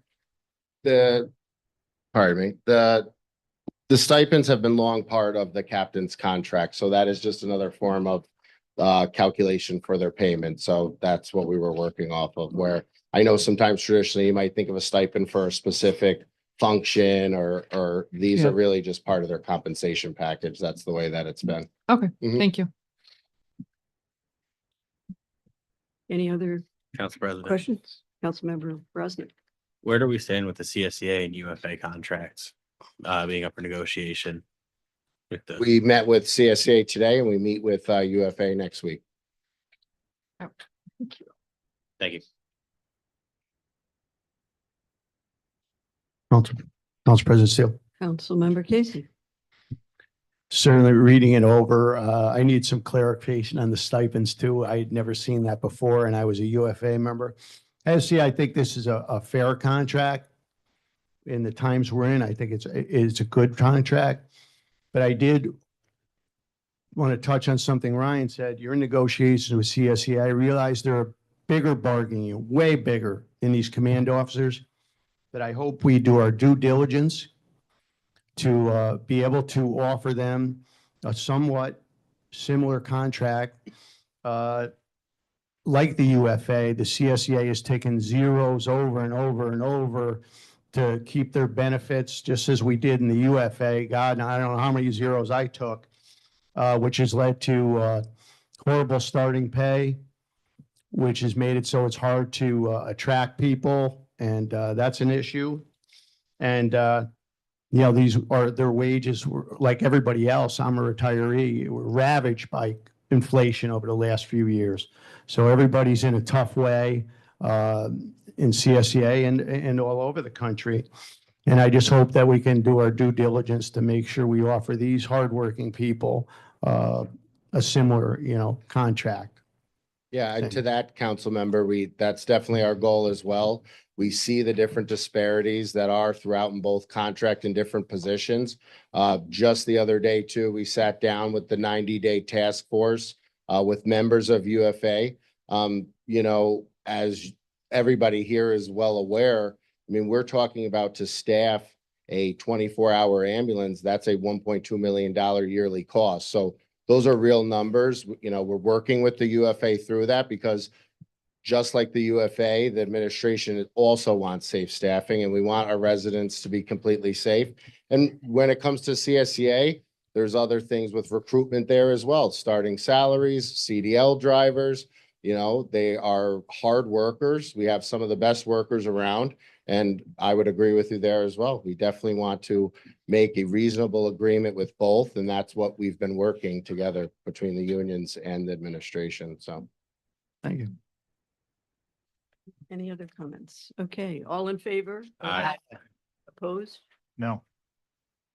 The resolution 32 is adopted 6-1.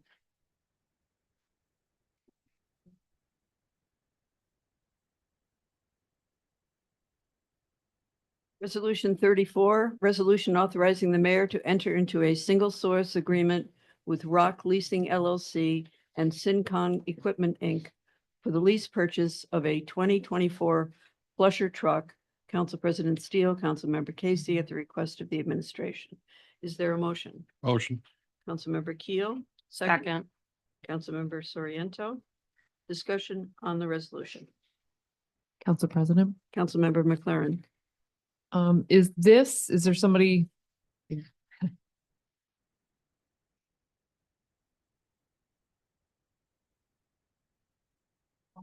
Thank you. Oh. Is this, We could both do it. as I recall, this was part of the capital, Correct. yeah, so where will this, payment come from? So the lease agreement states that we don't have to pay for till the end of each year. So I would allocate appropriately for next year's budget. Oh, okay. And is this truck already in operation? This one that's on the agenda today? Yes. Yes, it's ready to go. And that's why it's on the agenda, because there's nothing readily available. Okay. And is it already being used No, for? no, we haven't. You would have to. We haven't taken possession. Okay.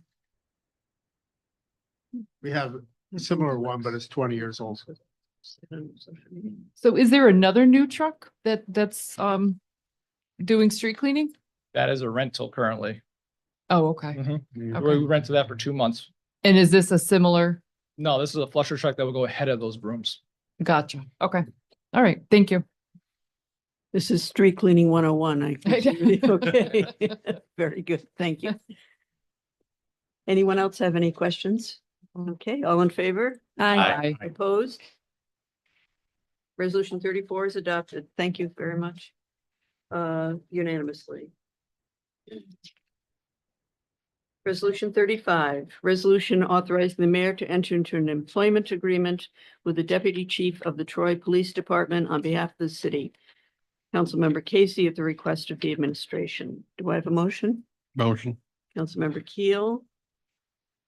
Second, Second. Councilmember Brosnan. Again, I have a question. I'm sure there are other questions. Where is this money coming from?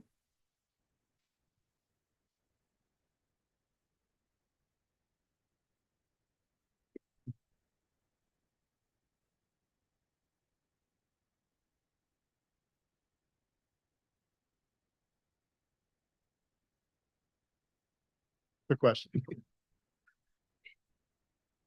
I can't leave for 1 second. What is this one? Which one? Are you on 35? We are Yes. on 35. That's the consolidated plan. CDBG. We're here. Oh, I'm sorry.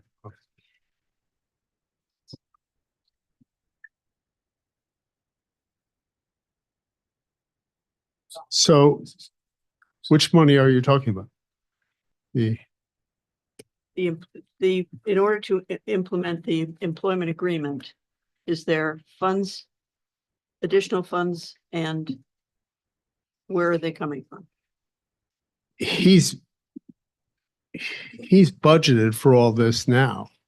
The only thing that's happening financially is converting 5 weeks of his vacation to a stipend. Okay. But he's budgeted at this number. It's just a carryover. I mean, he doesn't have an employment agreement. His expired December 24th, but this is not new money. Okay, and we have already done the chief, correct? We have not done the chief or the assistant chief. And where are we with that? We have, well, in fact, the chief just spoke to me the other day that he wanted to start getting going on that. But we haven't done them yet. Chief Keen, as it says in the memo, plans on retiring within a few months. So this is kind of his swan song agreement. Thank you. But there's no salary increase over last year. Thank you. Any questions? No. All in favor? Aye. Opposed? Resolution is adopted unanimously. Resolution 36. Resolution authorizing the city council to open a public comment period on the city of Troy's 2025-2029 5-year consolidated action plan and the 2025-2026 annual 1-year action plan. Council President Steele, Councilmember Casey, at the request of the administration. Is there a motion? Motion. Councilmember Brosnan, seconded by Councilmember Vero. Discussion on the resolution? All in favor? Aye. Opposed? Resolution is adopted unanimously. Resolution 37, resolution proclaiming April 2025 as Autism Acceptance Month in the city of Troy. Councilmember Casey, Councilmember Spain McLaren, at the request of the administration. Is there a motion? Motion. Second. Councilmember Brosnan with a second by Councilmember Keel. Discussion? Council President Steele. Councilmember Casey.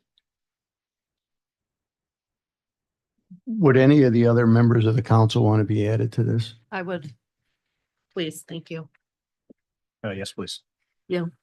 Yes, I would. Ideally, Let us yes, but I mean, make it unanimous. unanimous. We'll, We'll ask the clerk to please add all council members. Thank you. Council President. Councilmember McLaren. So for years and years, this has been Autism Awareness Month. And there's been a shift. Because I think everybody's aware, and I've said this before, you know, that awareness is 24/7, 365 days a week for families who are affected by autism.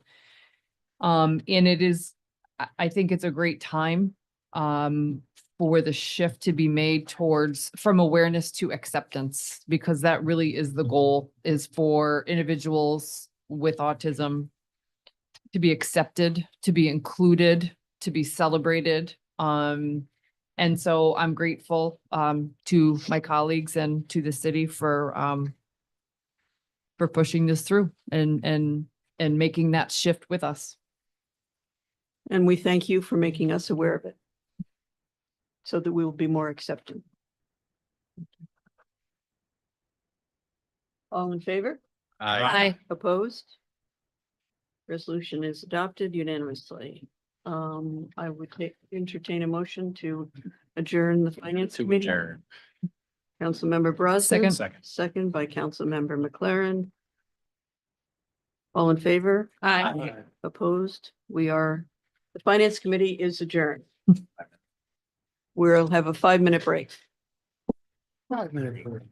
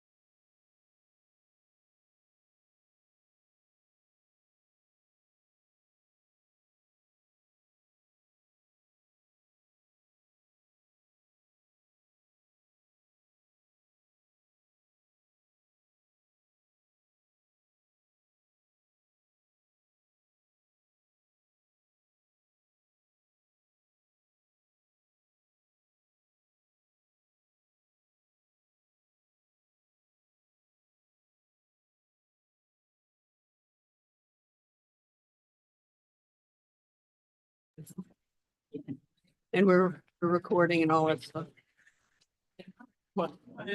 Um, Good evening, everyone, and welcome to the regular meeting of the Troy City Council.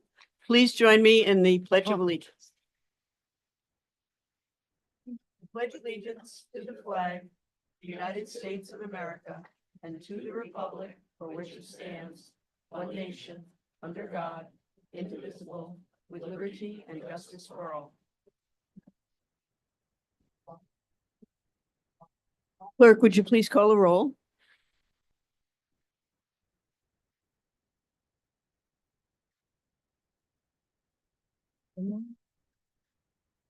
Councilmember Keel, Here. Councilmember Brosnan, Present. Councilmember Spain McLaren, Present. Councilmember Vera, Present. Councilmember Soriento, Councilmember Casey, Here. Council President Steele, Present. all are present. Thank you. At this point of the agenda, we have the public forum on any agenda item. So if there's anyone who wishes to speak on any piece of legislation that's on tonight's agenda, please come forward and address the council.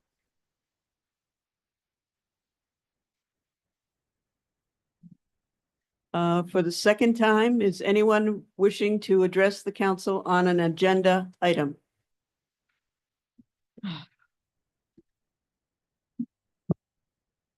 James Rath. I live at 398 William Street. Here talking on behalf of Capital Streets.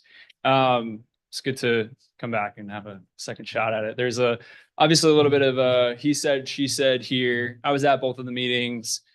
Fortunately, there's a lot of public comment that's on the city's project webpage. I hope everyone here is familiar with that webpage. It has the designs on it. You can just scroll through and actually read them for yourself. You can just hit Control F and read the comments about option 1A.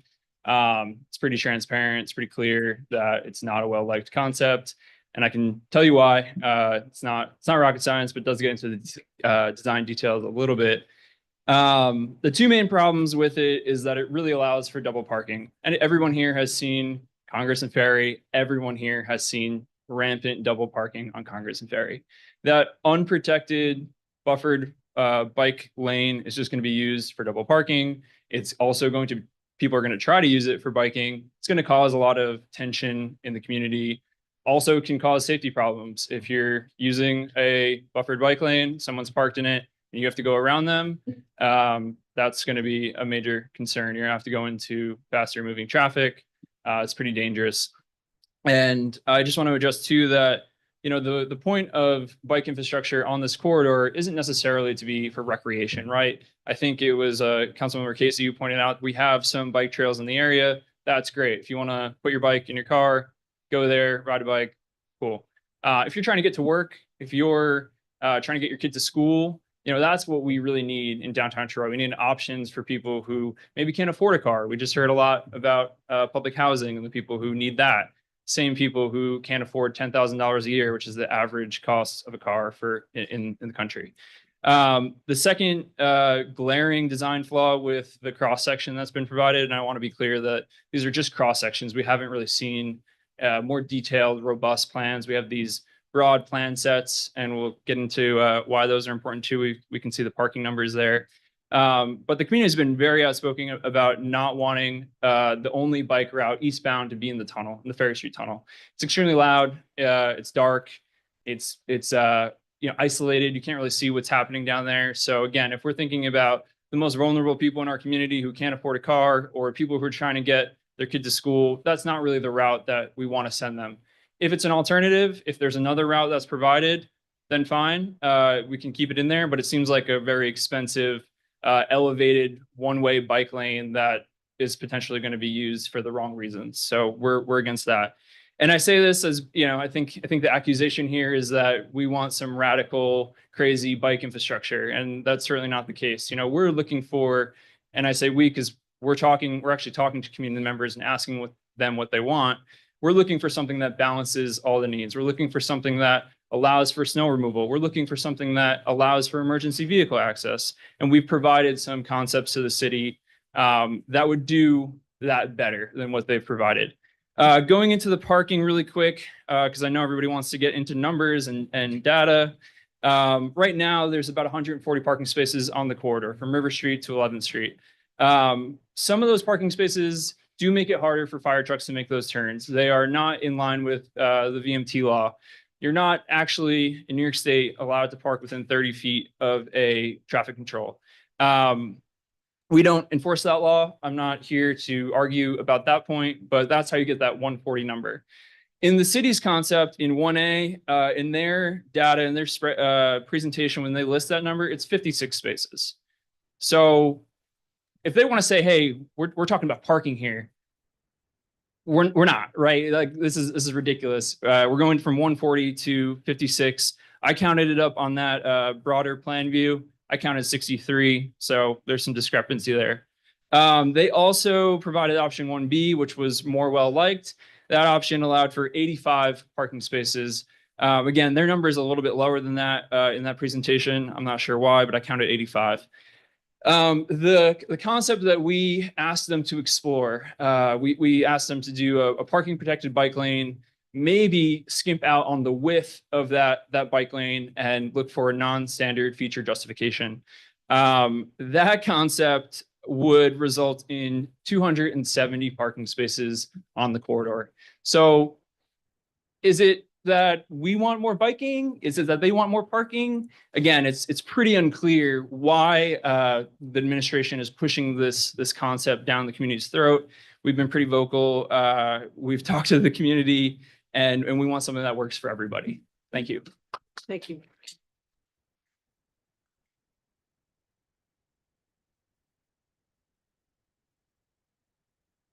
Also back again. Basically, what James said is basically everything is correct about that. We talked about the concept of balance. Balance was brought up.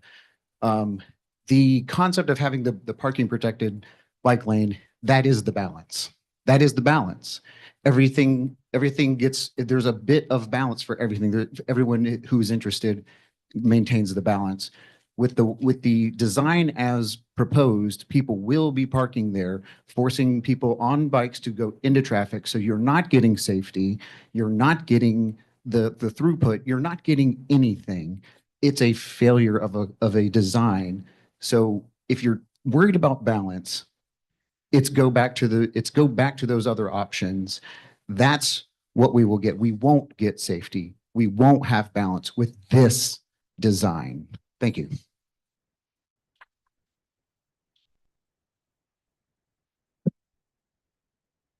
Does anyone else wish to address the council on an agenda item?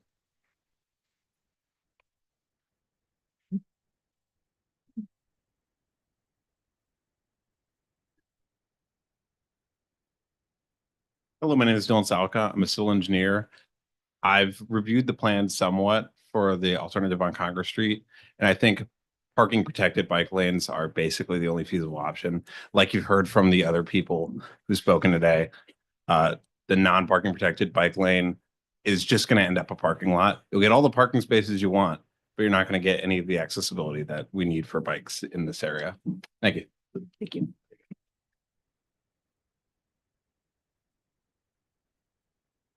Does anyone else wish to address the council? Seeing none, we'll move on to our agenda. Under ordinances, ordinance 15. Ordinance 15, ordinance approving settlement of tax or certiorari proceedings insinuated by Jasco Realty LLC on the assessment roll of the city of Troy. Council President Steele at the request of the administration. Is there a motion? Motion. Councilmember Braz. Second. Seconded by Councilmember Soriento. Discussion. All in favor? Aye. Opposed? 7 ayes, 0 noes. Ordinance 15 passes. Ordinance 17. Ordinance 17, ordinance amending the capital projects fund budget. Councilmember Casey at the request of the administration. Is there a motion? Motion. Second. Councilmember Soriento with a second by Councilmember Keel. Discussion.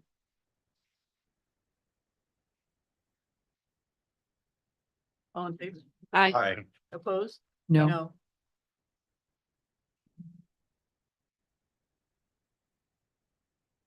No, I just have to write it all down. Four ayes, three noes, ordinance 17 passes. Resolution 27. Resolution 27, resolution authorizing the mayor to enter into an agreement with the Rensselaer County Department of Mental Health to receive funding from the New York State Office of Addiction Service and Support Services. Council President Steele, at the request of the administration. Is there a motion? Motion. Councilmember McLaren, with the second by Councilmember Keel. Discussion? All in favor? Aye. Opposed? Seven ayes, zero noes, resolution 27 passes. Resolution 28. Resolution 28, resolution authorizing the mayor to enter into the mayor tech contract with Comstar LLC for ambulance billing and collection services on a single source basis. Council President Steele, at the request of the administration. Is there a motion? Motion. Councilmember Soriento, Second. seconded by Councilmember Keel. Discussion? All in favor? Aye. Opposed? Seven ayes, zero noes, resolution 28 passes. Resolution 30. Resolution 30, resolution authorizing the mayor to execute a memorandum of understanding by and between the Village of Green Island and the City of Troy. Council President Steele, at the request of the administration. Is there a motion? Motion. Second. Keel with a second by Councilmember Soriento. Discussion? All in favor? Aye. Opposed? Seven ayes, zero noes, resolution 30 passes. Resolution 31 as amended. Amended Resolution 31, resolution of the City Council of the City of Troy authorizing the execution of a payment in lieu of taxes pilot agreement by and among the City of Troy, Taylor to Housing Development Fund Corporation, and Taylor to LLC. Councilmember Casey, Councilmember Vera, at the request of the administration. Is there a motion? Motion. Councilmember Keel, second. Second. Councilmember McLaren.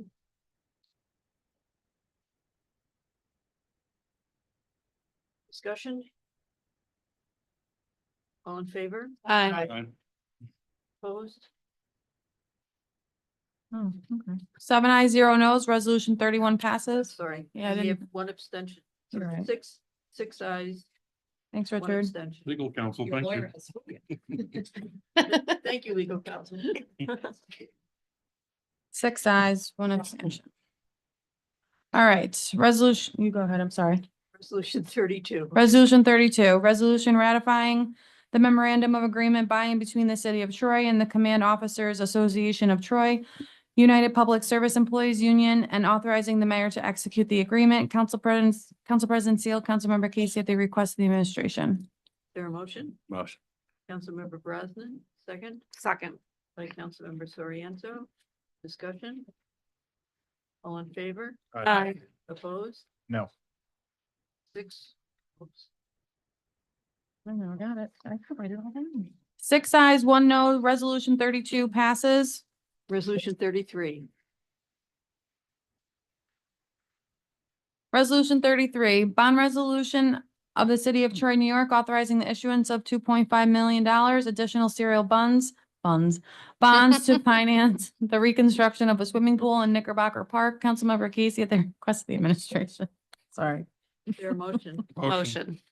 Councilmember Keel with a second by Councilmember Soriento. Discussion? All in favor? Aye. Opposed? 7 ayes, 0 noes. Resolution 33 passes.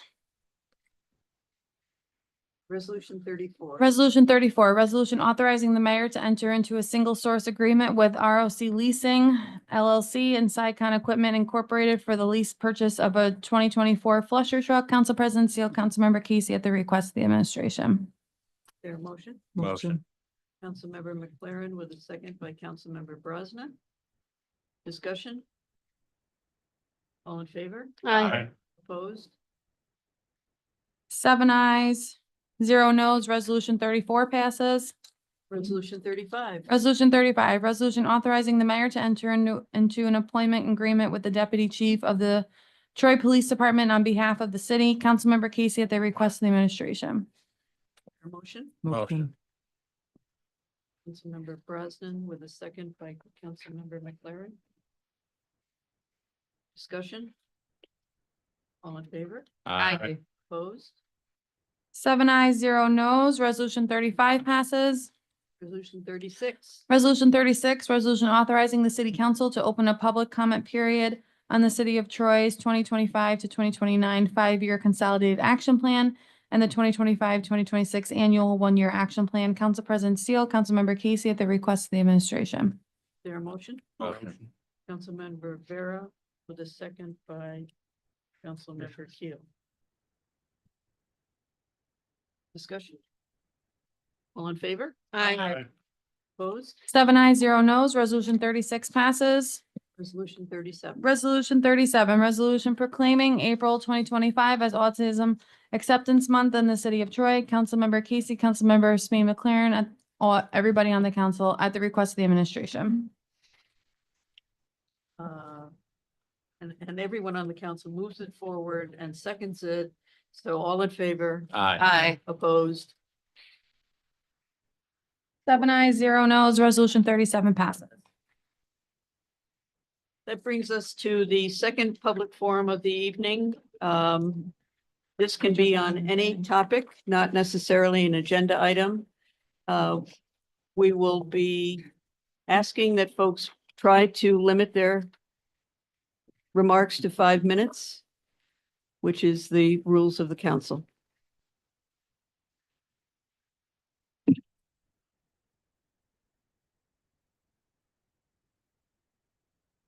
Hi, my name's Jude. I'm a resident of Troy. Last month, I spoke in my capacity as an organizer with the Troy Democratic Socialists of America and our Good Cause Troy campaign. Today, I'd like to start with a little about myself. I've been a renter in Troy for the last 5 years. I love living in Troy, but the renter experience has been less than stellar. In that time, I've dealt with leaks and floods, pests, persistent mold, code violations, and other issues, some of which are still unresolved. My landlords haven't always tended to issues in a timely manner or at all.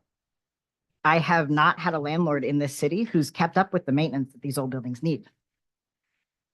Now, I could be the squeaky wheel, but I'm on a month-to-month lease, and without good cause protections, my landlord can give me notice to get out anytime. I know I'm not the only one facing these issues because as part of our campaign, we circulated a survey to renters we met, asking them about their experiences. From that, we put together the report I've just given you on the conditions of renting in Troy to augment the very little data available. I'll share some highlights. Renters shared some of the issues they've had with their units in the last year. These included leaks, floods, mold, pests, electrical issues, significant fire hazards, including some which led to fires. 43% of people surveyed said that not all the repairs they'd reported in the last year have been fixed. Not all the issues they've reported have been fixed. So it's no wonder that 20% of renters told us they feel uncomfortable or hesitant contacting their landlord about needed repairs. Of those, the majority told us they knew the issues wouldn't be addressed anyway. Many reported fearing retaliation, non-renewal, and rent increases. Councilmember Casey said recently that most landlords want to do the right thing, but where are our protections from the ones that don't? A lease is a contract between a tenant and a landlord, but it's very clear that landlords in Troy feel no pressure to keep their end of the agreement. To my landlord, my apartment is an investment, a source of income, but it's my home. It's where I live. Would you be satisfied if your home was in poor repair? If there were hazards to your health and safety that you were made to live with? If you had to worry that if you pushed to have those issues resolved, you might lose your home for being too bothersome? Would you be satisfied if you knew that at any time someone could kick you out with barely enough notice to find a new one? And in this market, maybe not enough notice.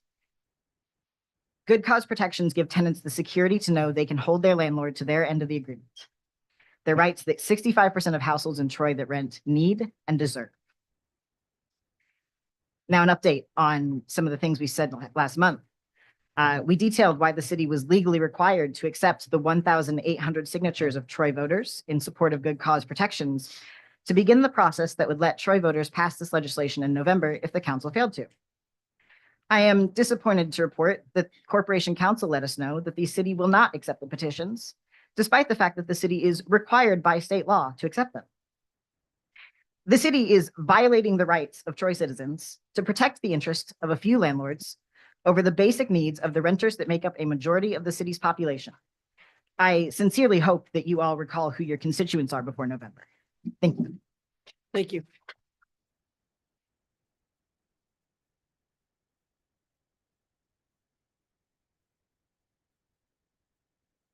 Good evening.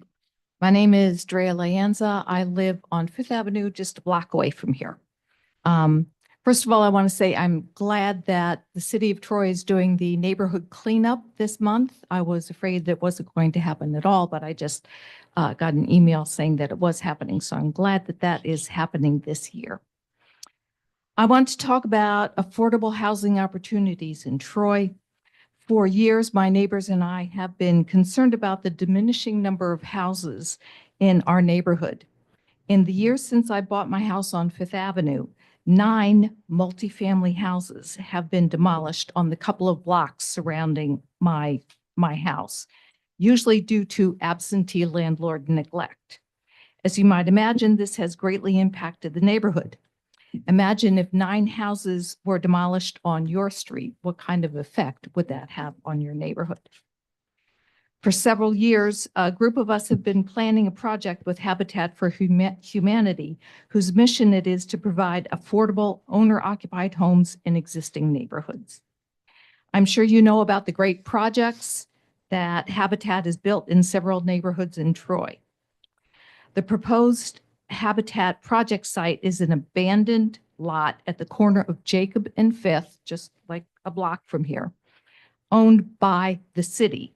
This lot is barely maintained, full of junk and eyesore, a magnet for mischief, and makes the neighborhood look pitiful. We finally had a meeting with City Hall a year ago, presented our ideas for the Habitat project, and asked that the city allow the land to go to Habitat for this project. This project seems to be in line with what the administration wants, developing good, affordable housing, returning abandoned property to the tax rolls, stabilizing the neighborhood. Despite repeated requests to the administration for follow-up on this meeting, we have not heard back from the city since last April. I've spoken with Brad Lewis from the Troy Community Land Bank to get ideas of how to get the land for this project. There are several paths to take, but we haven't gotten a response from the administration. I have seen several items on the city council agendas where land has been sold or released. So I have a question. Is there a way the city council can get this abandoned property owned by the city to be used for this project, which would be advantageous for the city and the neighborhood? I'm happy to talk with you more about this or answer questions or meet with you about this. So please contact me if there's any way we can move this forward. Thank you. Thank you. Hello, council. I'm sorry. Yep. I think we actually have a lineup here of folks who are. Okay. I didn't know as we stood in line like that for public comment. No worries. Neither, but I think this gentleman has been standing for a bit of a while here, so. Hi, my name is David Brown. I've lived in Troy for 46 years, born and raised here. Troy has become basically a garbage dump. All right, I've lived in Grizzled Heights, lived in Lansingburg, lived in South Troy. Just seems like nothing is happening in the city of Troy. Nothing's being picked up. We have street cleaners that go through our neighborhood, and they're not using any water to put down for the street cleaning. All that you're doing is pushing dirt around. You're not picking it up. I work at Russell Sage College. We have a huge problem with Joseph's house. Last winter, we had 2 gentlemen that were having sex on the Ackerman building, which is basically half a block away from the school. We had to have them escorted off of the property. We called Troy police. They showed up about a half hour later. Last December 17th, I got attacked by an illegal immigrant. I tore my meniscus, I tore my ACL. And we called the cops. I called the cops right when I went to this man. It took the cops 45 minutes to get there. The good thing about it is that I could defend myself, but I don't know about any other older women, men, anything about that, if they could take care of themselves.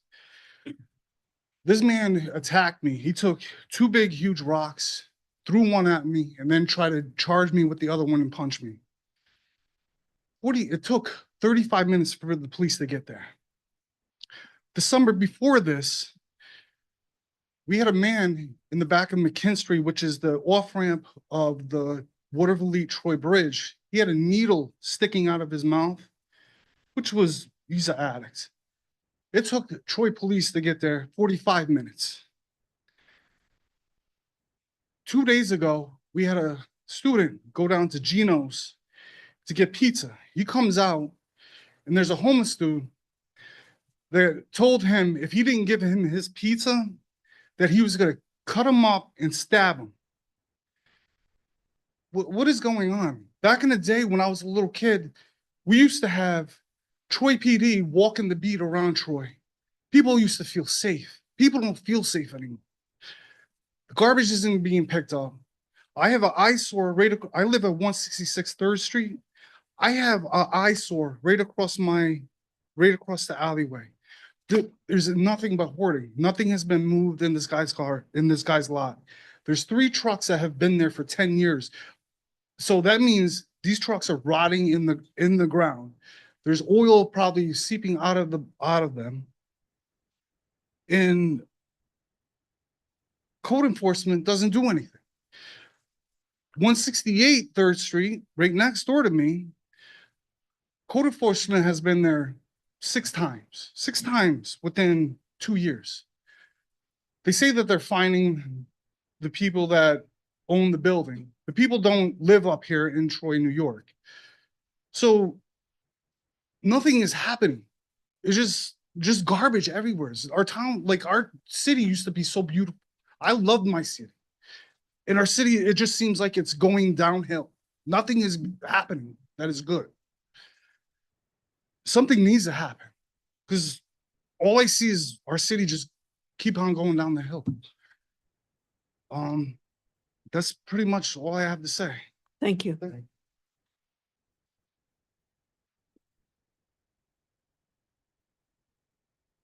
Hello, I'm Victoria Lewis, and I am also a resident of Troy. I lived in my apartment in my neighborhood 15 years. My children went to Lansingburg School District. I'm happy to hear that Lansingburg is getting their pool back because that's where my children learn how to swim. And so I'm really, really happy to hear about that. I'm here because I've had it. I live on Fifth Ave, been there 15 years. I watched them redo 2 houses that was abandoned when I lived on that block, and now they're gorgeous. So now what I have now is that Unity House has now planted a big old building, unsupervised, and another house on the corner next door to me, unsupervised, where the prostitutes and the drug dealers and the overdosing and the fighting and the using goes back and forth. I call 911 on a regular basis. I stop Troy police on a regular basis. That house on the corner where I live at has been raided numerous of times. Guess where the drug dealers are back? The squatters are there. And they live in these buildings. Unity House does not respond. They don't come check up on anybody. They claim they have social workers in the building, and they do not. Not the way the traffic flows from both of those buildings. We have a school bus stop in front of one of those buildings, and their kids can't stand outside. Parents and cars literally has to park themselves around these children and make sure that they're safe. Now, I live in District 2. I have no idea who my District 2 council member is. And when I emailed, most of you up here probably got my email. And my email was blocked by whoever represents District 2. So I don't know who that is. I didn't vote for him. I don't know who that is. They don't come through my neighborhood. And this gentleman is absolutely correct. I remember when the mayor used to walk through your city, the council members used to come knock on your door and see how you're doing. Troy police used to ride on their bikes and come through your community. I work Oh, because of my rent is so high now because landlords get to do what they want in Troy, I have to work 3 jobs. So when I get home at midnight, I have to call my children, pull out my flashlight just so I can get to my front door that I park in front of, literally, because of the drug dealers, the prostitutes, the overdosing. Oh, FYI, I am a social worker. I work in the chemical dependency field. So I'm not sitting up here not knowing what I'm seeing. I work with this every day. I work with those Unity House clients. I work with those social workers and I call them on the phone.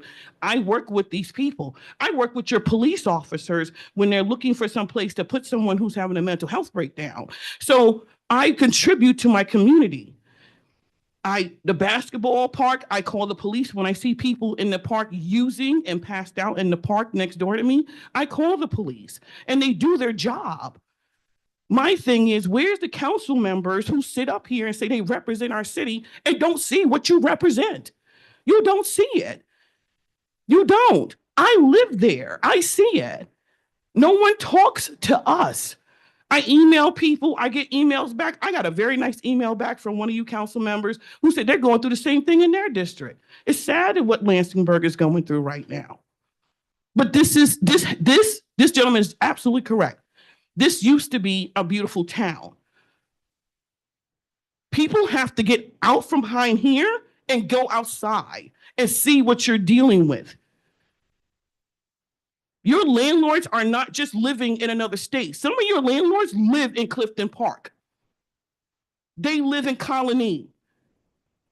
They live up the hill in Averill Park. So some of these property owners live local.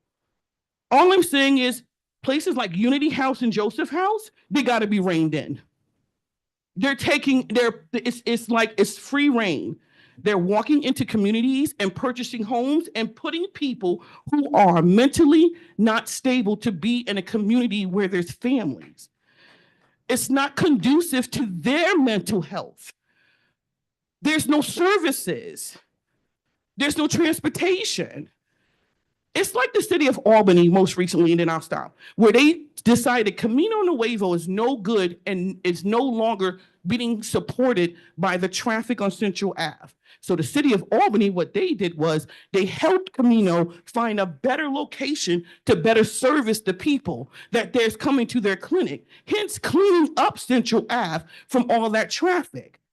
You see what I'm saying here?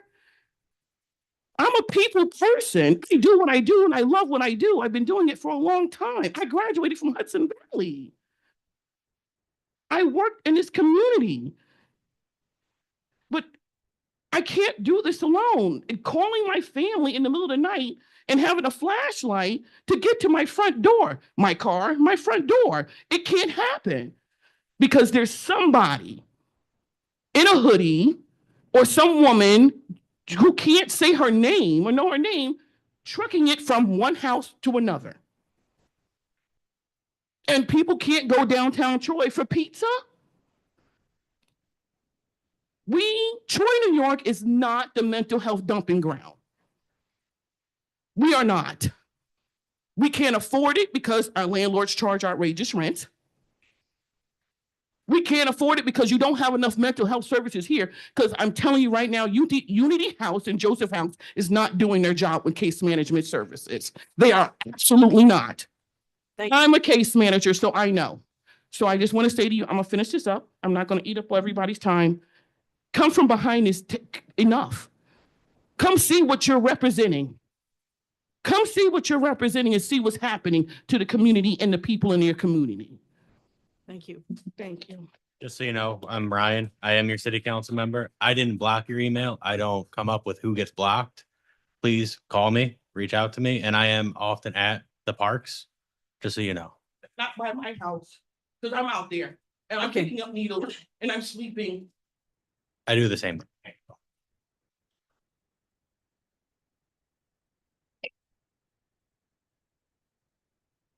Hello again, City Council. My name is Dylan. I'm a resident of the Washington Park neighborhood. And as a resident of Troy, I'm deeply concerned about the state of housing in our city. Quite frankly, the conditions that a lot of tenants face are unacceptable. Poor quality, unsanitary, and often unsafe. Yet, despite these issues, tenants often feel powerless to advocate for themselves. Many fear retaliation or being labeled as problem tenants simply for demanding basic habitability. This creates a cycle where landlords run consistently poor quality housing and residents are left with little recourse if they hope to remain in their homes come their lease renewal. I urge City Council to take immediate action to implement good cause eviction that all these people back here also would love to have, so that tenants cannot be displaced without a legitimate reason that would provide the stability that these people, these renters and families demand so they can have safe and decent housing in the city of Troy. Thank you for your time. Thank you.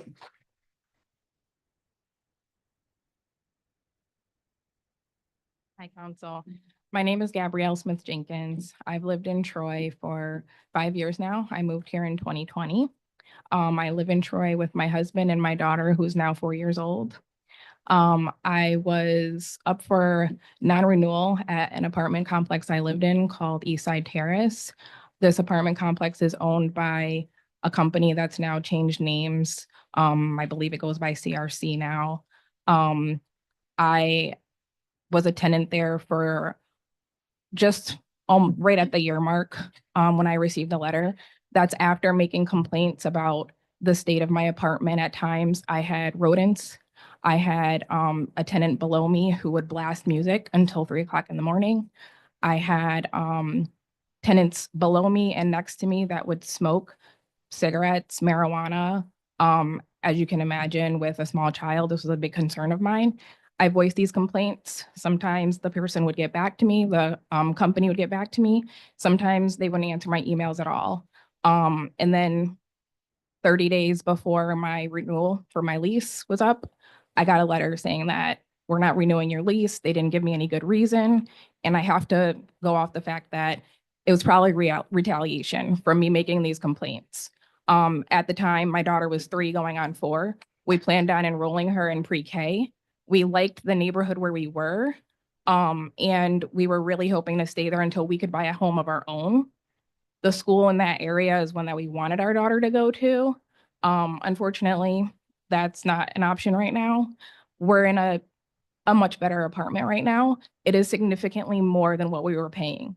We were paying $1,000 rent there, and my rent is now $1,450.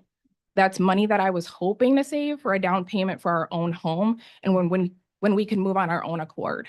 For these reasons, I would like to be protected as a tenant and be able to move on my own terms, especially when I've been a good tenant. I had proof of paying on-time rent all the time. I even got my security deposit back because I had done nothing wrong to the apartment. So Troy really needs to act on this and protect its tenants. Thank you. Thank you.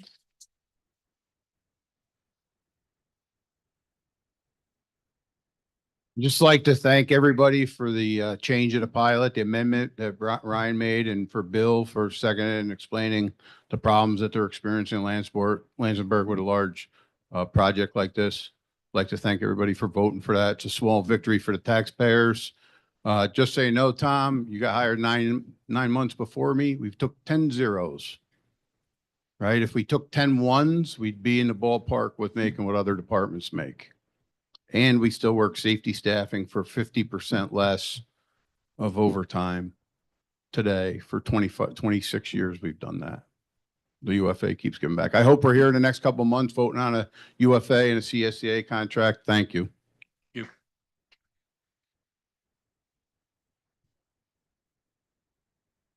Hello, Council. My name is Haley. I live in Troy. I'm a tenant, and I'm here to ask you to pass the most comprehensive version of good cause protections. As a renter and community member and a person who loves this city, I was shocked to find out that tenants in Troy, the majority of people in Troy, are left unprotected and vulnerable to unfair rent increases and evictions. When I had the opportunity to take action and canvass over the fall, door knock, and actually talk to the people in Troy, I spoke with dozens of renters who shared personal stories of how they've been unable to exercise their rights to be able to hold their landlords accountable and demand fixes for things like broken appliances, exposure to lead paint, rodent-infested houses, and even broken heaters in the dead of winter, all because they lived in fear of retaliation from their landlords. People have been traumatized and forced to live in horrific conditions, all because a simple measure like good cause does not exist. Good cause protections are the bare minimum. It is the least we can do to protect people from living in the rent-infested houses, from from living in freezing conditions in the winter. You can all pass good cause right now. Right now. To make this city a safer and more stable place to live. It's deeply disappointing to hear the mayor and some of you on the council come out in opposition to something that would cost the city nothing and would look out for people like me who are feeling the impact of an economic recession and obscene rise in inflation. I cannot afford a 5% increase in my rent. Right now, there is nothing to protect me from my landlord for making the decision to do that. Please do not drag this out any longer than it already has. Pass good cause and protect renters in Troy. Thank you for your time. Thank you. Howdy, good evening. My name is Jordan Lee. I'm a resident of Troy and sorry to hear about the comptroller, huh? 2 in a row, really bad luck. Maybe the third time will be the charm. Maybe not. Honestly, it's a pretty dire situation. And I think that what this city needs, what this city council needs, what this city's mayor needs is a win. Something to show the people of Troy that their government works for them. And that win can come in the form of passing good cause eviction protections. Now, I know what you're thinking. Come on, we're going to have a win. We're spending like $700,000 on a used tent we're going to put up in Fear Park. Isn't that a win? No, that's not a win. That's a perk for you and your golf buddies. That doesn't do anything for the supermajority of Trojans who rent, have a landlord breathing down their neck. They got to pay rent and they can't complain anything because they're afraid of getting kicked out. What these people need is good cause eviction protections. Thank you.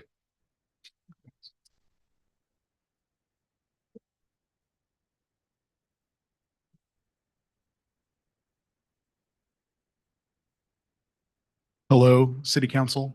My name is Lou Roberts. I live on 5th. Troy is a city of workers. Troy is a city of renters. And Troy is a city of people who are sick of this. If we want to put forth policy that protects people living in Florida, protects people living in New Jersey, that protects people living in Loudonville, and protects people in Colony, we ought to continue the course we're going. We'd like to pass policy that is fundamentally concerned with the quality of life of the families, the mothers, the fathers, the sons and daughters of Troy. We ought to pass good cause protections for that 68, 63% of the city that needs it. Thank you. Thank you.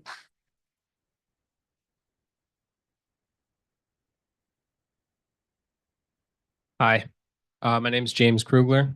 I live in Troy. I'm a renter. I live on 3rd Street with my wife. I'm here to voice my support for just cause eviction protections for the people of Troy. I want to try to add to what other people have said so far and not just restate points. So I wanted to say that my first point of two, I know for a fact that there are some people in Troy who live in Troy and rent who feel the same way that all of us do, the people who have spoken so far on this issue, that they would be here tonight, but they don't want to be in a public forum saying the things that I'm saying for fear of retaliation from their landlord. That's the level of fear that they're dealing with their status as a renter in this city, not just with coming out and speaking their mind, which we all have a right to, and it should be protected by our representatives, but the things going wrong in their house, the place where they live. They feel similarly afraid to speak up about those things, and it degrades their quality of life, degrades their health and safety. You have the power to change that. You know that. My second point, I guess, is a slightly more political angle, but I think we've been phrasing a lot of this as a request, and in some ways it is, but in other ways, I think you should think of it as an offer from us. I mean, we're offering you the chance to be the council cohort, the administration that passes good, brings forward legislation to enact good cause eviction protections in this city. That's an opportunity for you. I mean, that's one option you could take. The other options are that It's an election year. There's a lot of people here who feel very strongly about this. They're very motivated. They've already done some canvassing. They have quite a few months to do some more. This is a slam dunk issue. It seems like every time people talk to somebody in Troy about this, they have their own stories or they know somebody else in Troy who rents and has similar stories. It's an easy issue to talk about. And I think we have enough time where by the time people have canvassers moving around in their district, knocking doors, by the time you have community events in your district, I mean, we could make it the issue on everybody's lips. You can't step out your door before you hear, why don't we have good cause eviction protections in this city already? I think you're going to get sick of hearing it if you're not already. So it's an offer, it's an opportunity, as opposed to, looking like you got dragged kicking and screaming to this. You could take charge of it. You could own it. But the longer you wait, the worse it looks, obviously. Thank you. Thank you.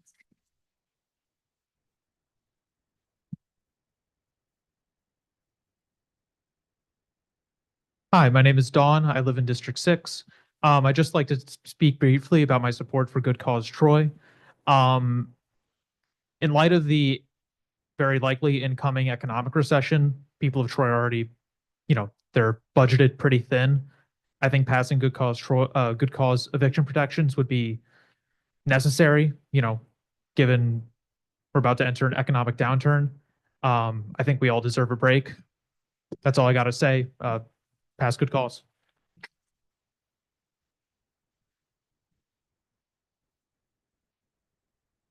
Good evening.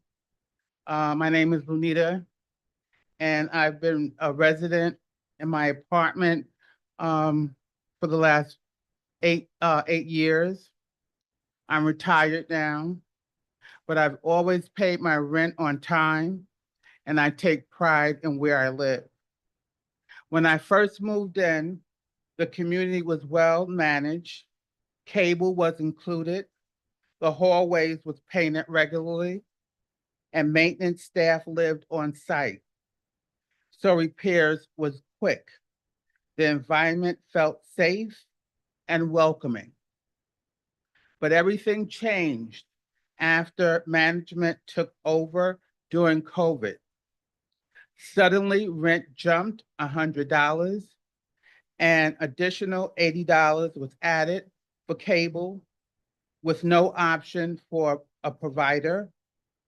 Each year since, the rent has increased $100, but the services and amenities have declined. Maintenance is no longer on site, so repairs take longer. Hallways haven't been painted in years. Dumpsters are constantly overflowing, and I've seen squirrels and rabbits in that area.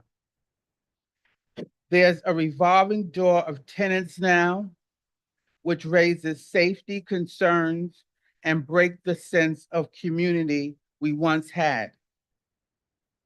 Most of us wouldn't mind paying a bit more if we were getting more, but we're paying more for less, and that's not right.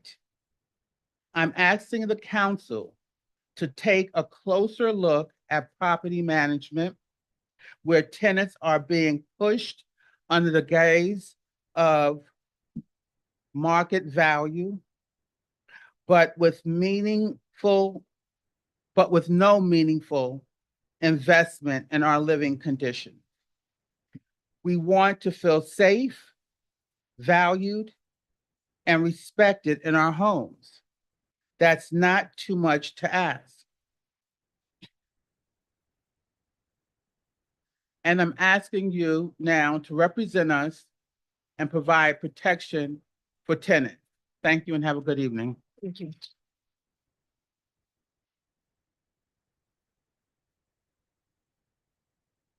Good evening, council members. Nice to see you again. My name is Frankie, and I'm a long-term renter in Troy.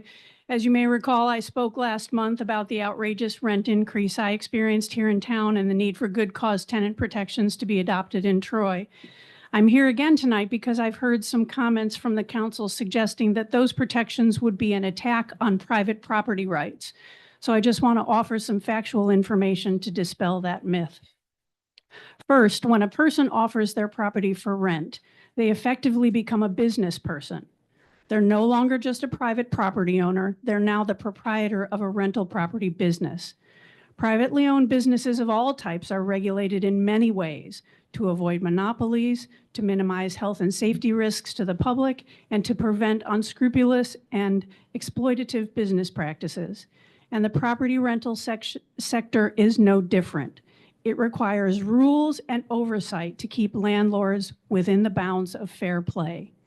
Yes, many landlords can and do self-regulate in this industry, but there are clearly others who can't or won't. So it's our government's responsibility to put some guardrails up around them. Good cause legislation is a fair and reasonable way to keep Troy's rule breakers in check without infringing on anyone else's property rights. Multiple court cases regarding good cause have already affirmed that. Second, government is a social contract between all of us that is designed to create order and stability in our lives. That means citizens, including rental property owners, can't just do whatever they want. It isn't a free-for-all. When we consent to be governed, we all give up a reasonable degree of individual freedom in exchange for societal benefits and the promise of a wide variety of protections. So when a slumlord raises rent by an exorbitant amount or non-renews a lease without good cause, they should fully expect that renters will ask the government to intervene. And what is the point of a city council that refuses to respond to our legitimate needs as renters in Troy? Your job is to maintain the social contract, to safeguard the needs of citizens from the often antisocial impulses and demands of business and corporate interests. If grocers price all food in Troy so high that the average person can't afford to eat, the social contract is broken. If landlords price all housing so high that the average person can't afford shelter, the social contract is also broken. The brazen, unscrupulous business practices of slumlords and profiteers are the reason we're here. Troy renters are getting active and organized because safe, stable housing is essential to quality of life. Good cause legislation would preserve that for responsible, law-abiding, rent-paying tenants who just want to live a decent life in Troy. And it doesn't for 1 second harm reputable landlords or take private property rights away from anyone else. Thank you for taking time to listen again. I appreciate it very much.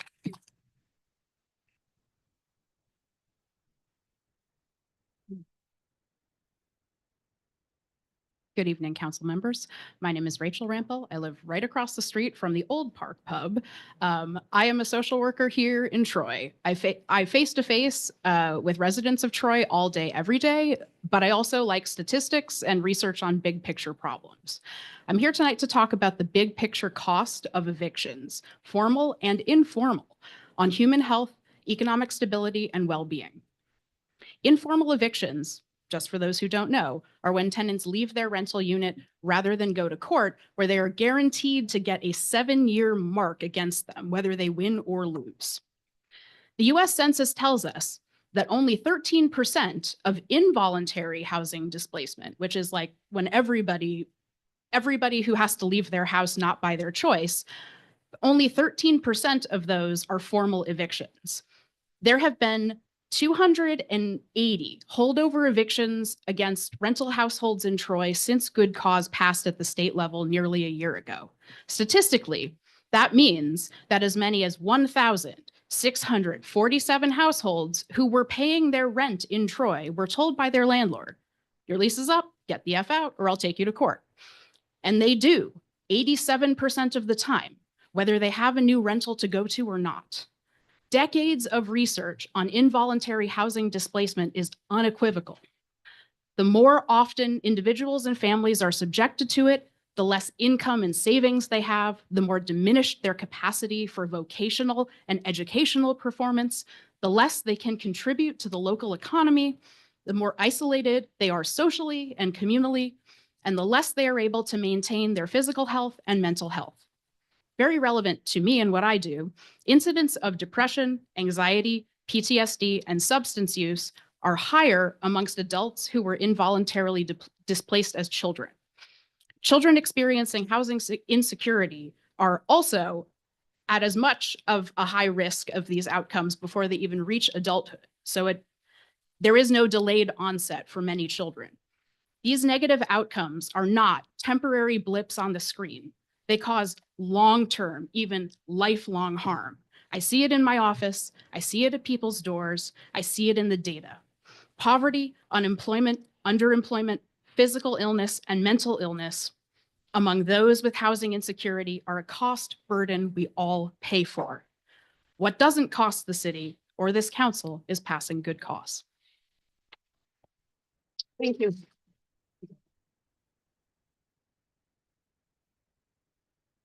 Hi there. I'm Elizabeth. I rent in 4th District. I'm here to talk a little bit about not just the law, but the campaign.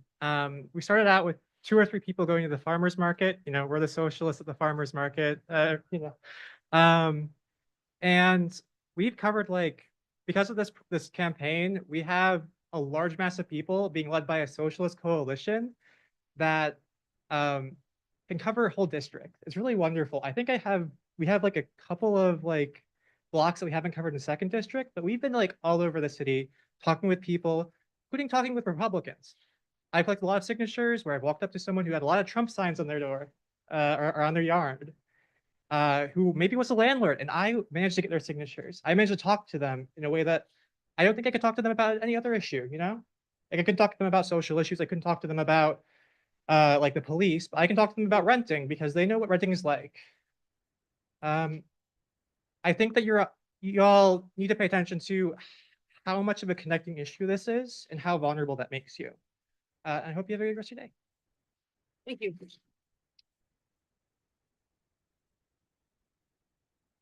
Hi, Council. My name is Dan Graham. I live in Lansingburg. I just want to address one myth about good cause that comes up sometimes. You know, we post about this online. We talk to our city councilors, and we've heard a lot that some people are afraid that passing good cause will actually increase evictions because it'll cause landlords to be a little more, you know, pay more attention to minor infractions and whatnot. But this is not borne out by reality in places that have passed good cause. Evictions go down, and in Albany, it hasn't been quite a year yet, but evictions are looking like they're going to be down 30% this year since the passage of good cause. And yeah, so I just want to say that we all know that that is an excuse that some people use to oppose good cause, and it's just it doesn't hold water. So please pass good cause for the good of the citizens of Troy. Thank you.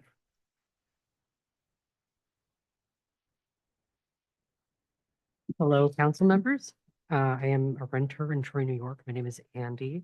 I live on 5th Avenue. I live here because I love the people of Troy. And if I know anything about the people of Troy, they are strong, they are stubborn, and they're going to continue to fight the good fight until you all pass good cause eviction. Thank you.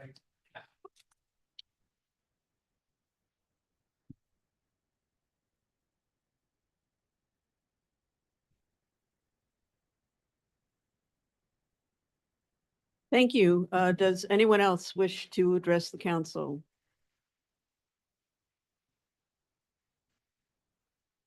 Hi, my name is Mark. I'm a resident of Troy. And even though I'm for good cause eviction as a landlord, that's not what I'm here to talk about tonight. It was recently put in the news that we lost our 2nd city comptroller. This puts us in a very precarious situation where we're going to have another long period where the administration is not providing us with the fiscal documents that are required for you guys to do your job. Half of what you voted on tonight was whimsical because you didn't have fiscal data in order to make these decisions. I would like to know what the status of the Q1 2024 fiscal report, Q2 2024 fiscal report, Q3 2024 fiscal report, Q4 2024 fiscal report, the Q1 2025 fiscal report, and what the status of the audit for 2023 is, and what the status is on the filing of the 2024 audit. These are open questions that we've been asking for more than a year. And I think it's prudent that the administration provides some accountability for and fiscal transparency so that you, as our council and as our representatives, can make correct decisions. And I don't feel like you guys have been given enough information to make any decision making that you've been making. And it really disheartens me that we have to be in this place where we do not know this information again. I'm really was hoping that this last comptroller was going to rise to the occasion. I really hope that we, when we cast this net for the next city comptroller, that we are looking for a CPA who has experience with city finances. We have an expanded budget post the salary cap. We need to poach somebody who is good for our community. Thank you. Thank you.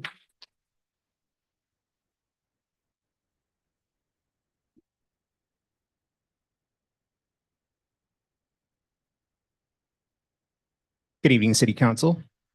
My name is Ben Andrews. I live in Lansingburg, and I'm here to address the council regarding good cause eviction protections in Troy. I was born in California and grew up in Seattle, so I watched firsthand as my family and now my siblings' families have been priced out and pushed out of their communities by skyrocketing housing costs. In search of a stable community where I could work, live, and start a family, I came to Troy 13 years ago. I purchased a home in Troy 10 years ago because I felt at home among the down-to-earth people and strong communities here in Troy. Good cause eviction protections will support the thriving communities in the city by guaranteeing tenants basic due process rights, as evidenced by New Jersey, which has had these protections for decades. Although I am no longer a tenant myself, I remember well the inherent instability and uncertainty associated with never knowing when I might be priced out of my apartment, or when my decent landlord might sell the property to one that was a real nightmare to work with. I believe that placing these burdens on our neighbors is not only unjust, but directly undermines the strong, vibrant communities that we love in this city. We all know someone or multiple people who have horror stories about landlords who ignore problems, impose astronomical rent increases, with the looming threat of eviction or non-renewal hanging over any tenant who dares complain about abysmal living conditions. For as long as I have lived here, city officials have decried the out-of-town slumlords and LLCs that bleed our communities dry while leaving buildings to literally rot. Council, you now have the opportunity to turn these commendable words into action by passing good cause, or else show them to be empty political rhetoric. Thank you. Thank you.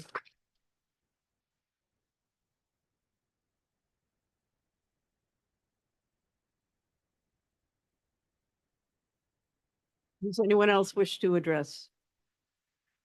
Seeing none, is the mayor in the room?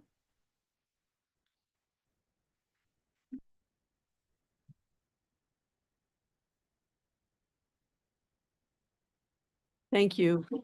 We had some questions regarding the news that unfortunately we received regarding the controller.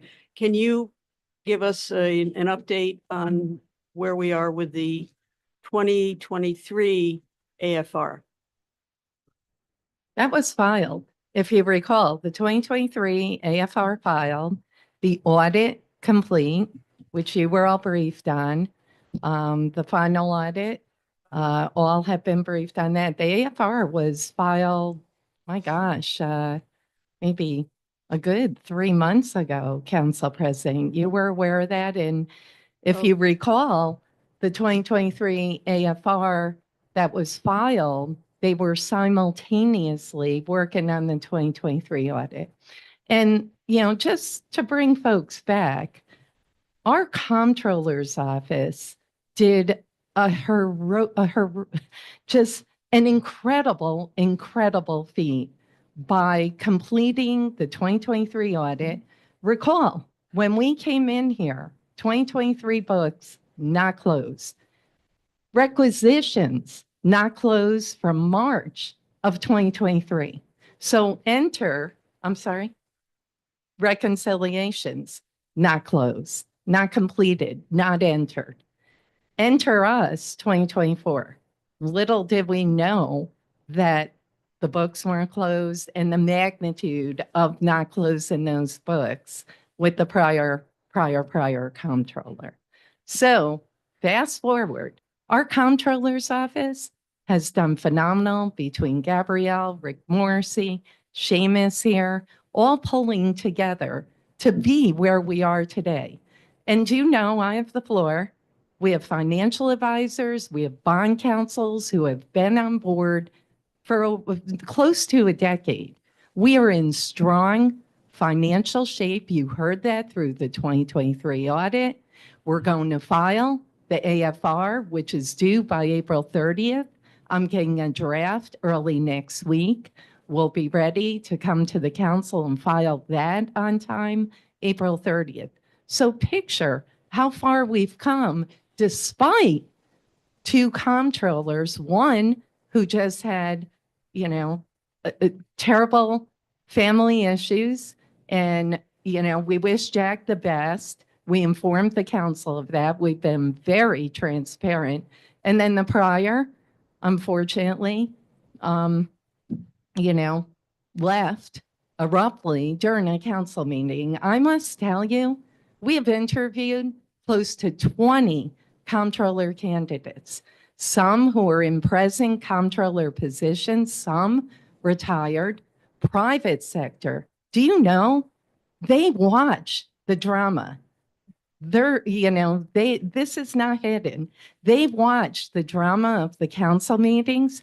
We've had 3 and one just recently through our headhunter who literally said, I've watched the council meetings. I've never seen this. The drama sometimes, I know you're shaking your head. It's real. It's real. So fast forward, I was in council president, I was in your seat for 8 years. I can tell you, I held Pat Madden and his administration accountable. We had checks and balances, bipartisan, but one thing we did not do was get personal. Andy did not come forward all the time with the deadlines of reports. Did you see me blasting him? No, I would call Andy. We literally worked together, and yes, I called them out on various issues, but you pick and choose your battles. To berate comptrollers, yes, they have been. And that is what we have heard from candidates. Now, fast forward, we're going to do everything humanly possible to fill the position. Everyone knows that. But I must tell you, and I've said it a million times, this is not just a city of Troy issue. If you talk to other municipalities, 2 called me and actually asked me for the candidates that we didn't choose after Jack because they're having a hard time finding a comptroller for those villages, towns, municipalities. The state comptroller's office, I contact them just to keep them up to date. Mayor, you don't have to keep us up to date. The MAC's gone. I like to talk to them. They said, Mayor, how are you going with the search? We're having a tough time finding auditors in the comptroller's office. Fast forward, accounting, private accounting services, BST, 2 others are losing their accounting folks. God bless you. So saying that, it's a small pool that we're all pulling from. We were fortunate to find Jack. We wish Jack well, and we're moving forward. But do know, once again, our accounting system, we've talked to you, The prior administration wouldn't pull the trigger. The prior wouldn't pull the trigger. We have a 1980s KVS accounting system that is compared to DAWs. The good news, we pulled the trigger, as you know. Tyler is in. We had a kickoff meeting. We're on to our second meeting, but that's going to take 12 to 18 months. So picture when we're interviewing folks, we have a KVS system from the 1980s. Literally, they look at you with glassy eyes. What's KVS? What's KSV? Then you can say it's not true. If you want to join us in the interviews, sure, okay. Yeah, that'll make great headway. Then number two, Tyler Technologies is an up-to-date, state-of-the-art. So when they hear Tyler, they're like, okay, we know Tyler. But what is scary is you still have to work in the old KVS while Tyler is being implemented 12 to 18 months. So the good news, the AFR, the council members will have that within the next 2 weeks. We'll file it before April 30th. Do know the AFR, for the folks that are new, annual financial report used to be called an AUD. The others might not know, Council President. Please stop rolling your eyes. We've been talking about the Okay. AFR for a long So time. that's so great, I think because that- Council President, you're being very rude, please. Okay? I'm You trying asked to the ask my question. question, but I'm not getting. Number two, so the annual financial report will be filed. That will be the 4 quarters, obviously, from 2024. 2025, just like Andy did, come May, June, we'll have the first quarter, and then we'll file the second quarter in the near future after that. So the good news is that our financial advisors, we keep them in the loop, had a call last night. Our finances are strong. You will see that through the AFR when we go through it. Our bond rating is strong. They all know that. And also, many of the things you voted on tonight, you already voted for. Chris King, you were asking where the money is coming from. You already voted for it. It's already in his salary. You asked about the NIC. You already voted for that. So many of the things this evening. Ferry in Congress, another one that we need to hit very quickly. 2018, that project started late 2018 to 2019. Put on the back burner again. We are going to fix things. We are not going to pass the buck and just kick the can down the road. We're not going to cop things. We're going to fix them right. Our accounting system to our paper payroll. Do you know when you mention to a comptroller about a paper payroll, they literally look at you, are you serious? We literally get the payroll, then we hand it to our payroll to enter it into a system. And the prior administration, once again, wouldn't pull the trigger. But the monies were there. So the good news, this administration is pulling the trigger to implement. We're going to continue on that path. We're going to continue fixing things.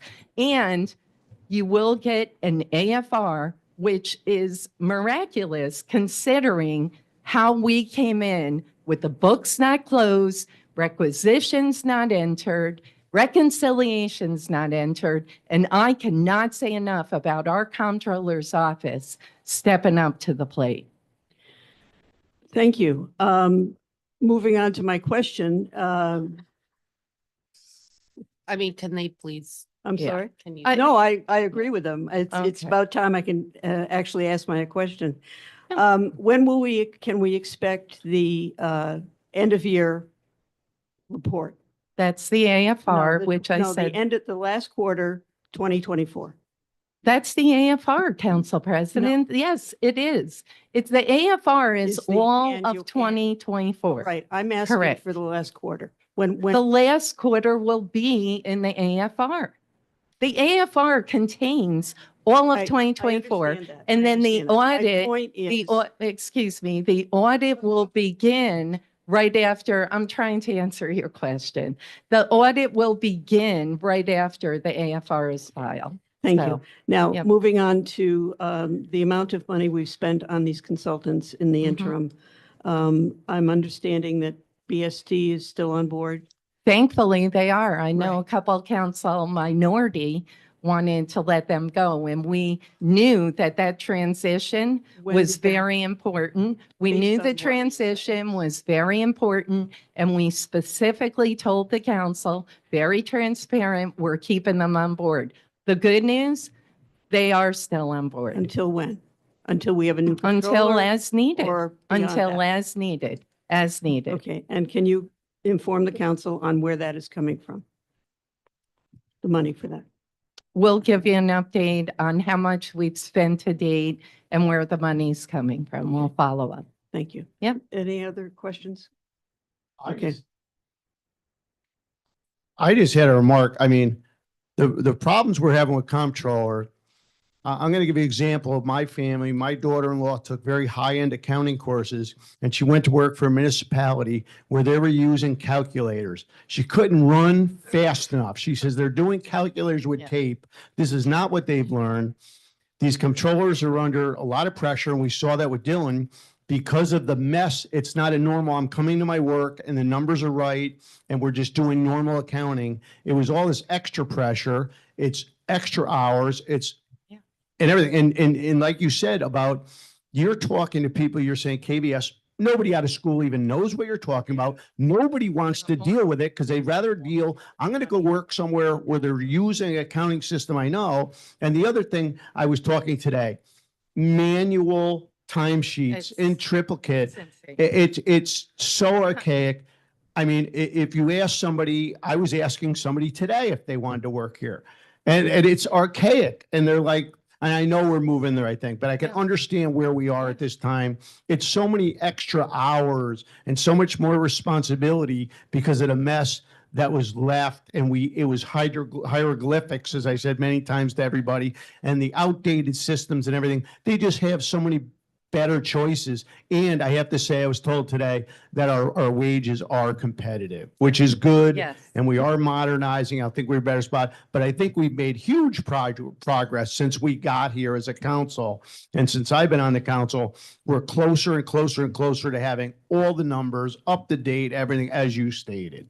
Thank you. And Council Thank you. President, if I could add, it just shows we do have a good workforce. We are a great place to work, and that the comptroller, it's a different animal. It's a totally different animal. We just hired this week. Everybody told me you will never find a city engineer. Well, lo and behold, full-time city engineer hired this past week, Chris Marini. He's top-notch, and he was deputy over at the city of Albany, came to the city of Troy and wanted to join our team. So it does show you can find people, but the comptroller, we're not alone in this.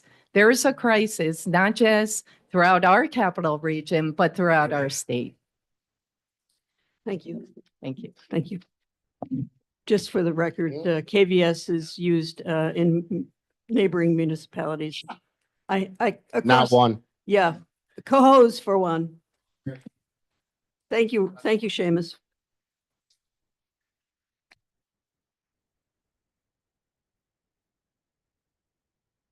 I would entertain a motion to adjourn. Motion. I'd say that was unanimous. Aye, second, yes. Let's go home.